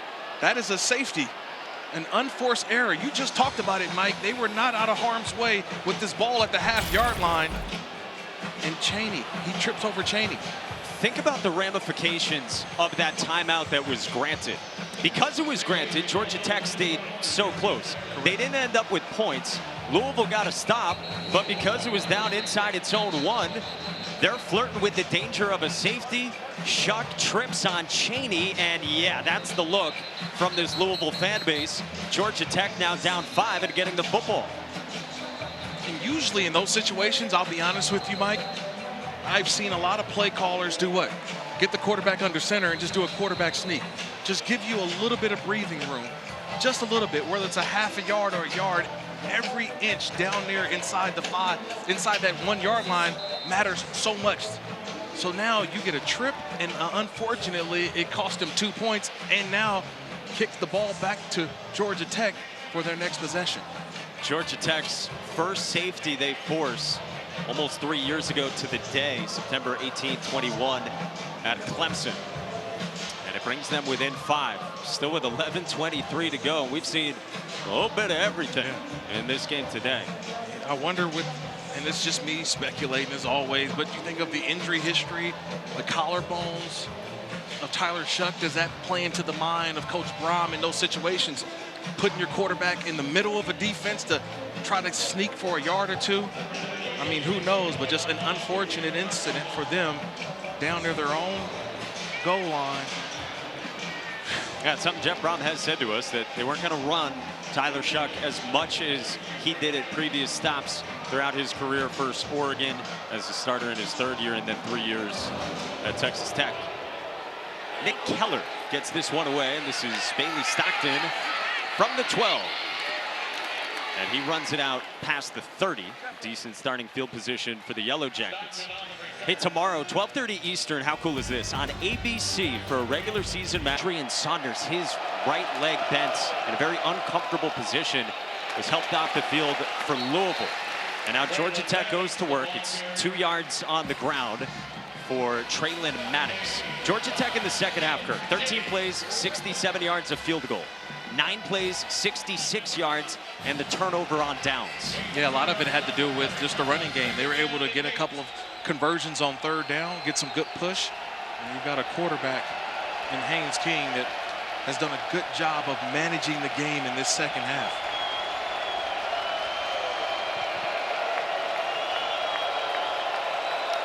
From just past the 35.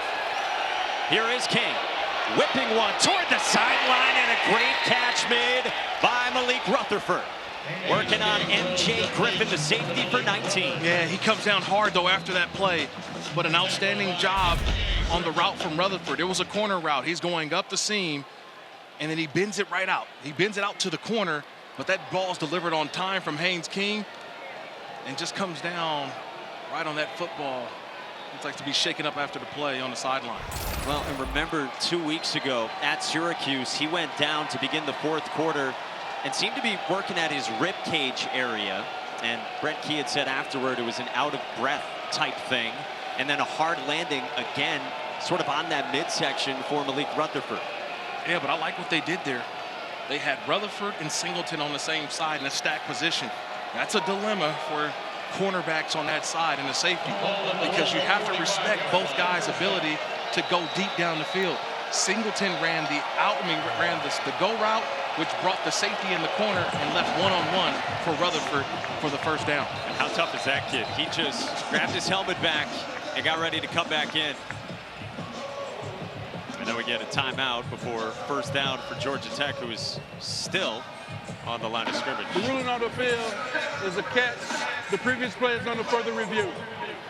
So now they'll look at it, and it gives us a chance to check out this week's college football playoff rankings. Those are brought to you by Chick-fil-A. What has jumped out to you here in week 4? We're still waiting on Arch Manning and Texas tonight. Ohio State is done with its preseason part of the schedule, as Reese Davis was calling it, on game day today. Nothing here. I think Georgia, idle, obviously Oregon as well, but Missouri in a close one with Vanderbilt. But we got the Tennessee, Oklahoma later on tonight. Well, we'll have a couple more looks at this and see if it is indeed a catch from Malik Rutherford going up to get it. Yeah, my first look at this one, I thought it was a catch. And my second and third looks at this is still a catch. He maintained possession of the football. I know he went down to the ground, but I don't see the ball move at all. He's kept firm positioning of the ball. I think it's just too close to call to turn it over. He still has his hands on the football. Now, does it drag a little bit on the ground? Maybe, but he still has both hands on the ball throughout this process. I would say this is too hard to overturn. I like going with the call on the field, and I would think that they would stay with the call on the field. The letter of the law is this. If a player goes to the ground in the act of catching a pass with or without contact, the player must maintain complete and continuous control of the ball throughout the process of contacting the ground. So did he have complete and continuous control throughout him going to the ground? After further review of the ruling on the field stands. Louisville is not charged for timeout. First down. Yeah, my first look, my second, third, fourth look, that was a completed catch. It was tough because the ball did touch the ground. So people are like, oh, it touched the ground. But he still maintained possession with both hands on the football for a completed catch.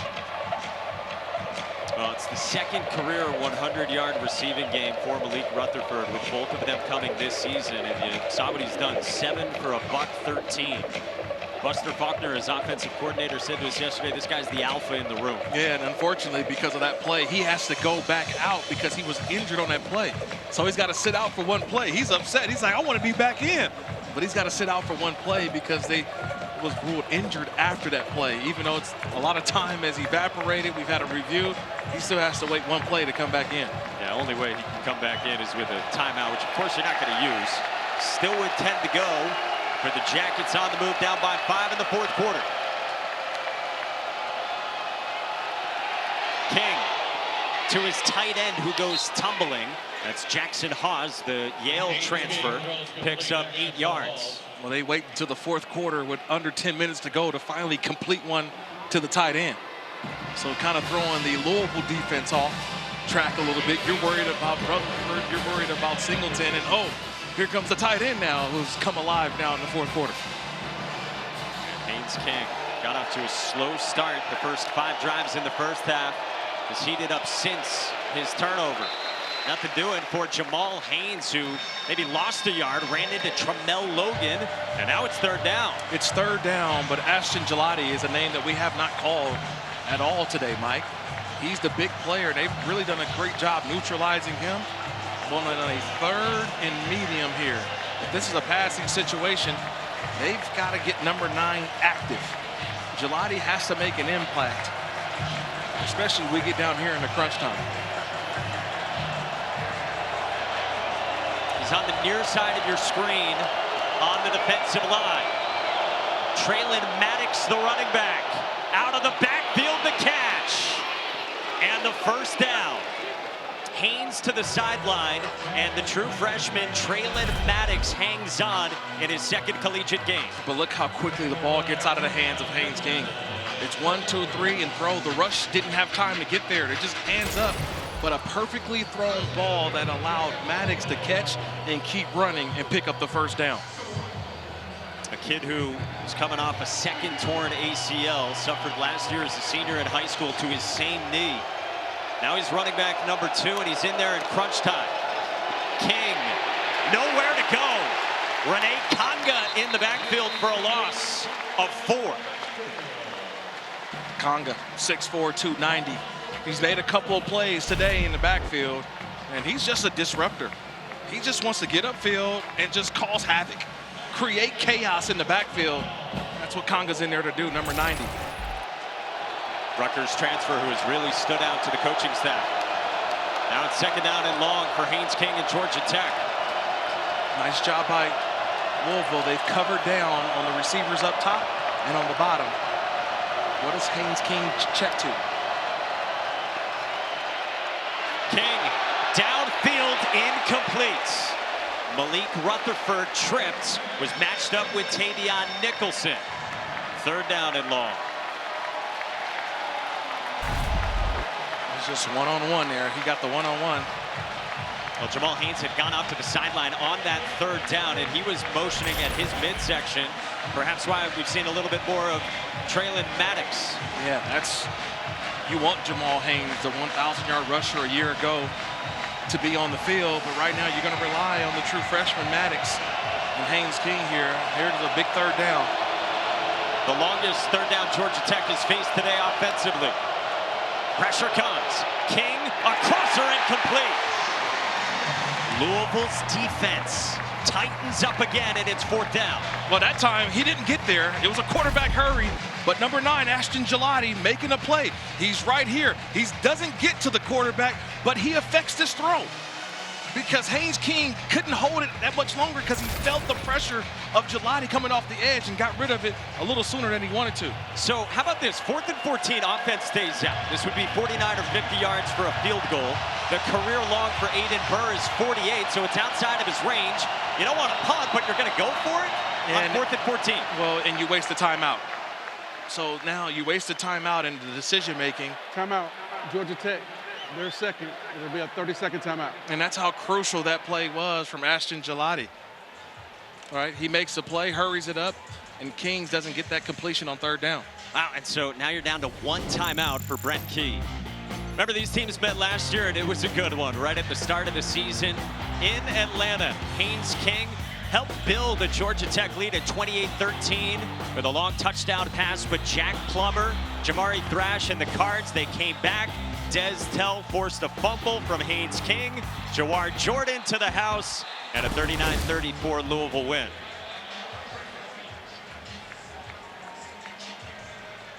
So they meet this year. For Jeff Brom and his Louisville team, their ACC opener, their first test. And now out of the timeout, they are going to bring out Aiden Burr.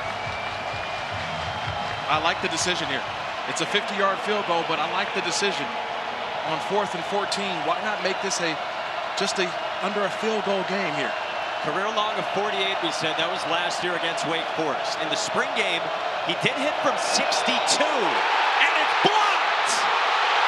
Picked up by Louisville's Tayon Holloway! Gone!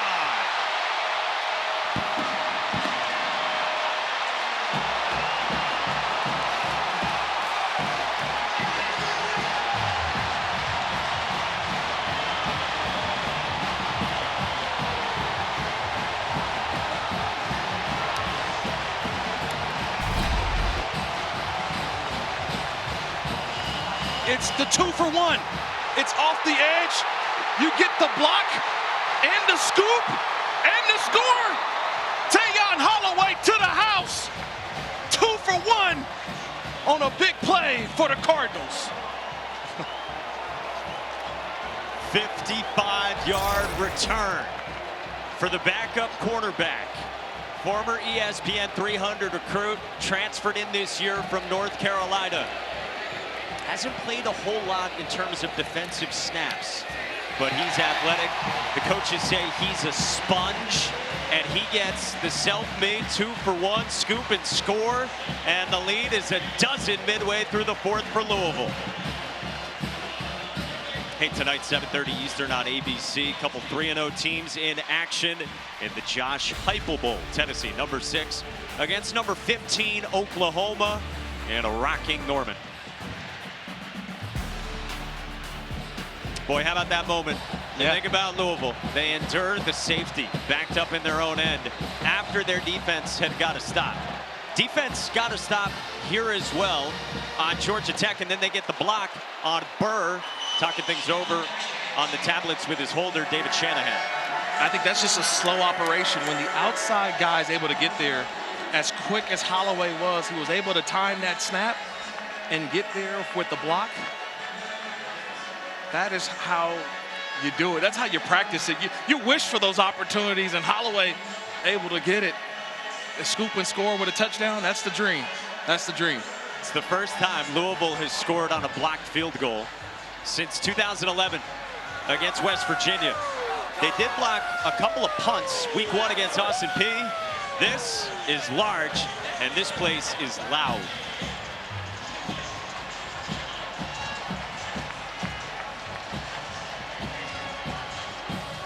that's 2 scores today, one on a blocked kick and the other on a ill-advised throwback pass from Haynes King, returned for a touchdown. It's the difference in this game.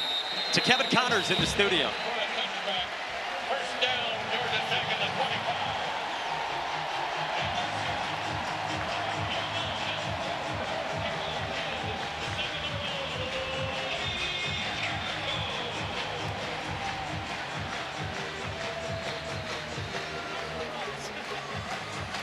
Yeah, they've been impressive so far, Kevin. And of course, Louisville fans, they don't need to know anything about Miller Moss. They saw him for 6 tuts in the bowl game last year. Yeah. Louisville's up by 12, and now Brent Key's got questions. And now your quarterback, Haynes King, has to go out and throw the ball. So you're going to see a lot of, again, Rutherford and Singleton. A lot of some Chase Lane as well. But this is the only way. Now the rush. Well, Louisville was late getting its personnel on the field here, so Jeff Brom is forced to use a timeout. Tamarian McDonald, the safety, was very late coming on the field for the Cardinals. So Jeff Brom forced to burn one with 7:05 to go, and he's not pleased about it with his staff. No, he wants to get the guys out there, and this is kind of the dilemma that we've been in, and we've seen that you want to make sure that you've got the right guys out there. Who are your guys who are going to get you through crunch time? So he's saying, look, we've been rotating, but now we need the guys. We need the dudes out there. For his team in their ACC opener, they're the 2nd highest ranked ACC team. The ESPN analytics say this for their chance to win the ACC. Where do you think the Cards fit into the league? Well, I think that they're still developing. Look, Tyler Shough has only played in his 3rd game. This is a team that I want to see what they look like a month from now, but this is a strong start defensively, special teams-wise. Offense has been up and down, but I give them a good shot at getting back to a conference championship game. King floats one incomplete in the direction of Eric Singleton, who was well defended. And if I'm Ron English, defensive coordinator for Louisville, I'm double-teaming Singleton, I'm double-teaming Rutherford, and anybody else can beat me. You know what I mean? Anybody else can go out and make a play, but those 2 players cannot beat you down the stretch here.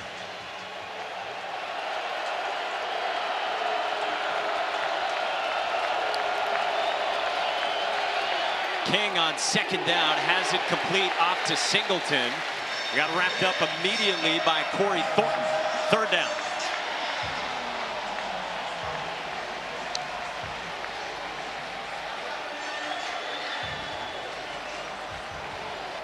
Down by 12, inside of 7 to go. Jackets got to move the sticks. King incomplete. Got to go for it here. 6:32 left, 4th and 3. Yeah, you got to go for it here. This is the ball game because you don't know if you're going to get those possessions back. So this could be the ball game right here, 4th and 3, if Georgia Tech doesn't convert. Where did the Jackets go? I want to go Rutherford. He's my best player right now available. I'm finding number 8. On 4th down, Chase Lane hangs onto it, and it's a 1st down. Unbelievable route. Unbelievable route by Chase Lane. Sold the outside, got to the inside, and that was the open window. See, they just opened to the outside, came back in, and gave a nice window in hands to his quarterback. Shough flash hands, and King hits him in stride. Chase has said he likes to be King's security blanket. Was there. King checks it down. Too tall for Traylon Maddox. Pressure from Miles Jernigan. 2nd down. You mentioned Maddox there. We still haven't seen Jamal Haynes come back into this game. So we've got a true freshman in that backfield. So how much do you trust in him in his pass blocking? And do you allow Haynes King? I think at some point he has to take off and run, put some pressure on this defense. They're going to continue to play coverage. I would think that you would drop him back and let him just take off, just to make the defense keep him honest. And remember Trey Cooley, another running back, a Louisville transfer. He's still injured as well. Pressure comes. King to the sideline and incomplete with Rutherford in the vicinity. Rene Conga brought the pressure. Third down. OPS. Obvious passing situations. This is where the defensive front, you're thinking about your pass rush move in your head because you know it's a pass coming. So you're like, okay, what I'm going to do now? Do I get him with the spin? Do I get him with the long arm? This is where you may see a screen play. Get the ball out quickly with so much aggressive nature of a defense right now. Getting the ball out quickly to Singleton and letting him make a guy miss. The Jackets are 3 for 13 on third downs in this game. Pressure comes. Down the seam, it's caught. And the big tight end, Jackson Hawes, goes rumbling down toward the 30 for 33. Trusting in your guys. It's the fourth quarter. And the tight end now, Jackson Hawes, his second catch of this fourth quarter. I love the way Haynes King moves the safety with his eyes to the left and opened the seam for Hawes to get right in the middle and delivered a nice ball. King flushed, throws to the sideline, and Chase Lane hung on to it. Coming up on 5 minutes to go, down by 12 with only that one timeout remaining. Yeah, plenty of time left though. I know it's just one timeout. You still have a 2-minute timeout as well to work with, but you've got to score here. Got to get a touchdown here in the next couple plays to allow your defense time to make a stop. Remember, Georgia Tech has recovered an onside kick as well already this season. Maddox on the ground, 2 yards there. Clock rolls inside of 5.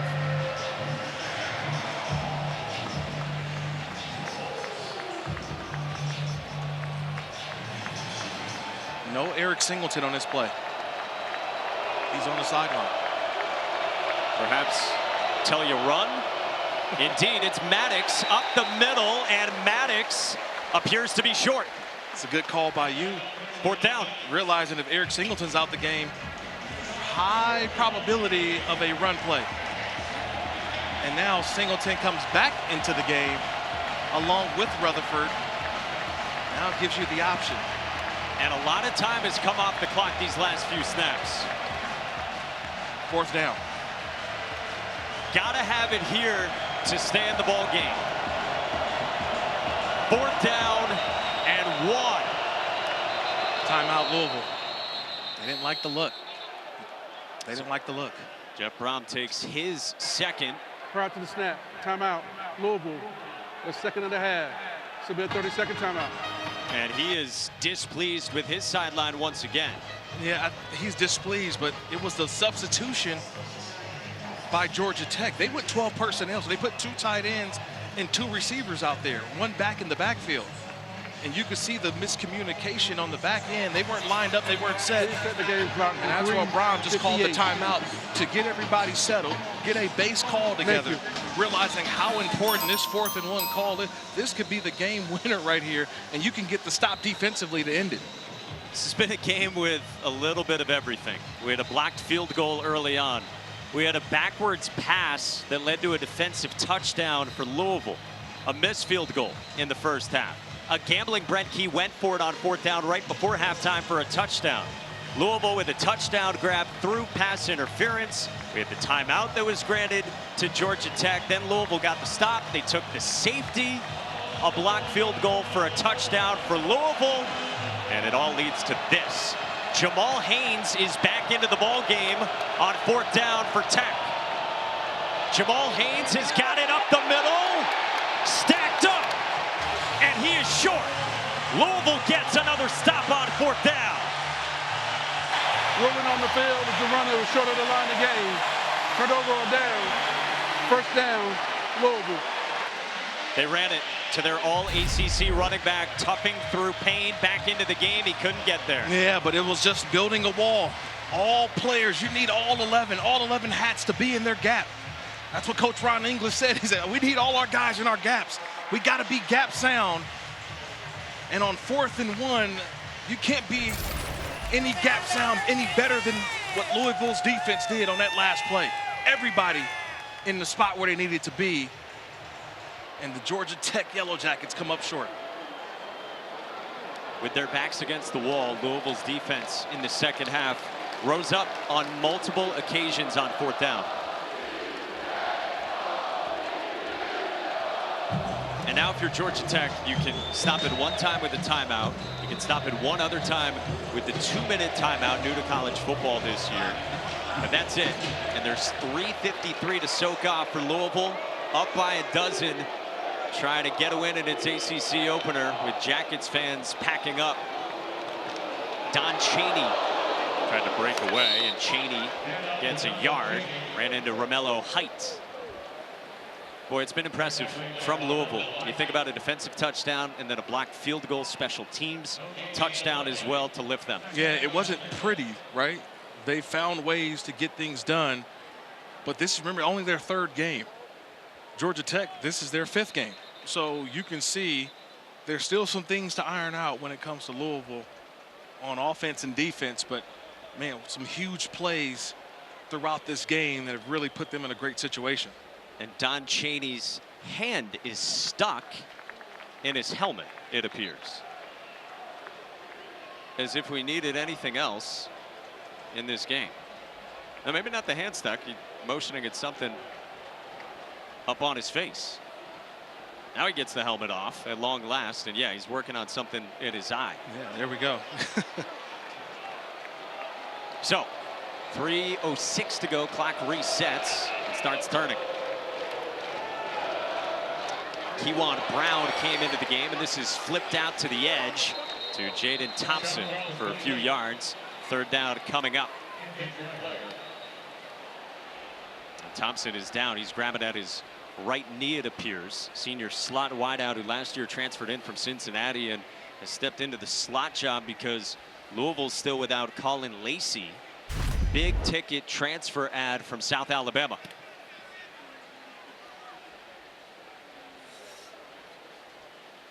Looks like he just gets wrapped up on that ankle. It looks like just on the ground. That was late in that play too. So it's, you hope this is he's able to get up. Now grabbing at the left side as well.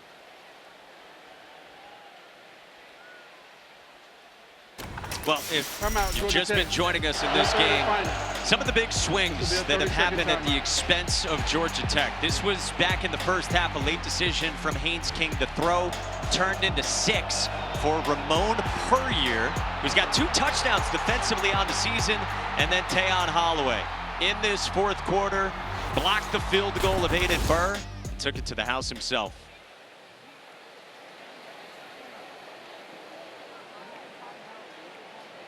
Impressive stuff from the Cards. Yeah, look, one of those situations where you knew this game was going to be tight and the edge was going to go with who makes the least amount of mistakes, or your special teams or your defense comes out ahead, and that's why we're in this situation right now, is because the special teams and the defense for Louisville have stepped up. Right now the attention is on Jaden Thompson. Colin Lacey out with that broken collarbone. So Thompson stepping into the slot job and in a whole lot of discomfort on his back toward the sideline. Well, gives us a moment to at least peek ahead while they tend to him to what Louisville still has. We told you this really starts things for Louisville. Jeff Brahman said to us yesterday, we did what we needed to do the first 2 games of the season, but he said to us, we haven't proven it yet. Proving it today against a good ACC opponent, and then you go to South Bend against Notre Dame. Yeah, a place that is always tough to win, but I don't think this team is afraid. Tyler Shough gives me an opportunity that I feel like we are the better team going into this game. Now, the running back situation, we will see. Obviously, it's been a group of backs getting it done, but hopefully this injury to Jaden Thompson does not keep him out of next week's game, because they're already got a couple of injuries that have hit this wide receiving group. At first he had grabbed at his right leg, but certainly his left leg the issue here for the senior from Chicago.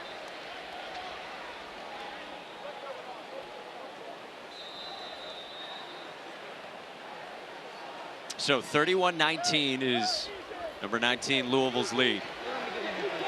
They face 3rd down and 8.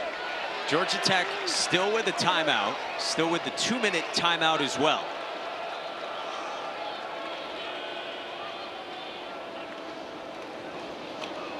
Kewan Brown broke a tackle and then gets tripped up at the ankles by Clayton Powell-Lee, the junior safety, and 4th down. So Brent Key will not use his timeout here. Louisville's punt group will come out. You can run it down to about 2:07 to go in this quarter. Yeah, and then you punt the football, and then we'll get a 2-minute timeout, and Georgia Tech's going to have to hope for a miracle to get the ball down the field. Get the ball down the field, get a score, onside kick, and even get it back, because they have 0 timeouts remaining. Yeah, should say Georgia Tech out of timeouts, and this punt gets away for Louisville, but flags come in as Brady Hodges got hit at the end of it.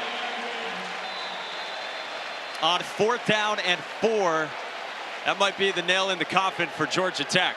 Oh yeah, and he should get an Emmy for that one too. That was a nice job there by Brady Hodges. Running into the kicker. Defense, number 6, 5-yard penalty results in the 1st down.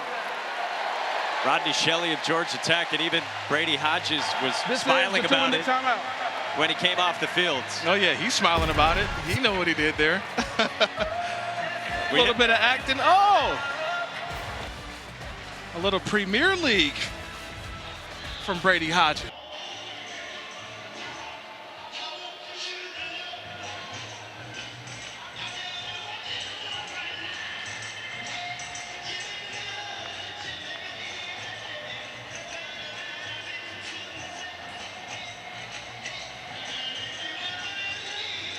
All right, Kevin, yeah, Cam Ward was linked to both schools.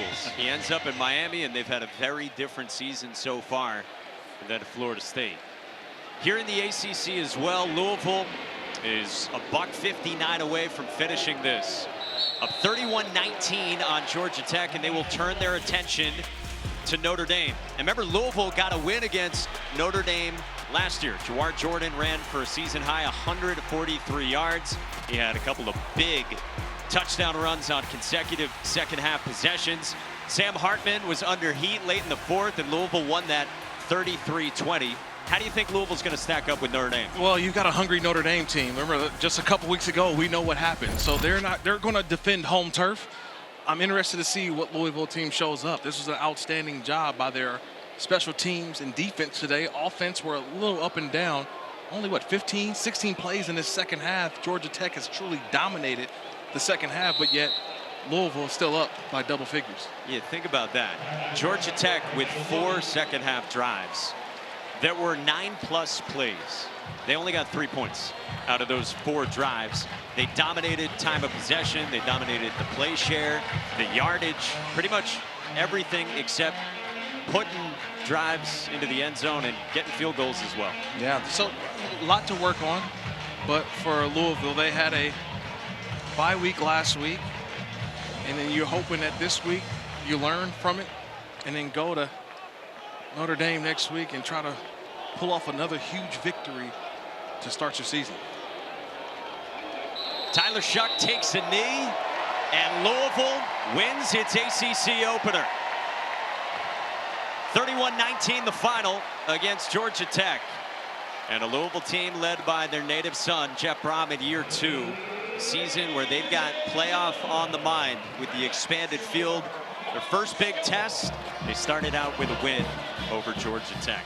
Final score, 31-19. Tyler Shough and company victorious. For Kirk Morrison, Don Davenport, and our entire crew led by Caitlin Irk and Ashley Ward, I'm Mike Monaco saying so long. Cal Florida State is next with Sam Acho and Taylor Davis. We send you now to Roy.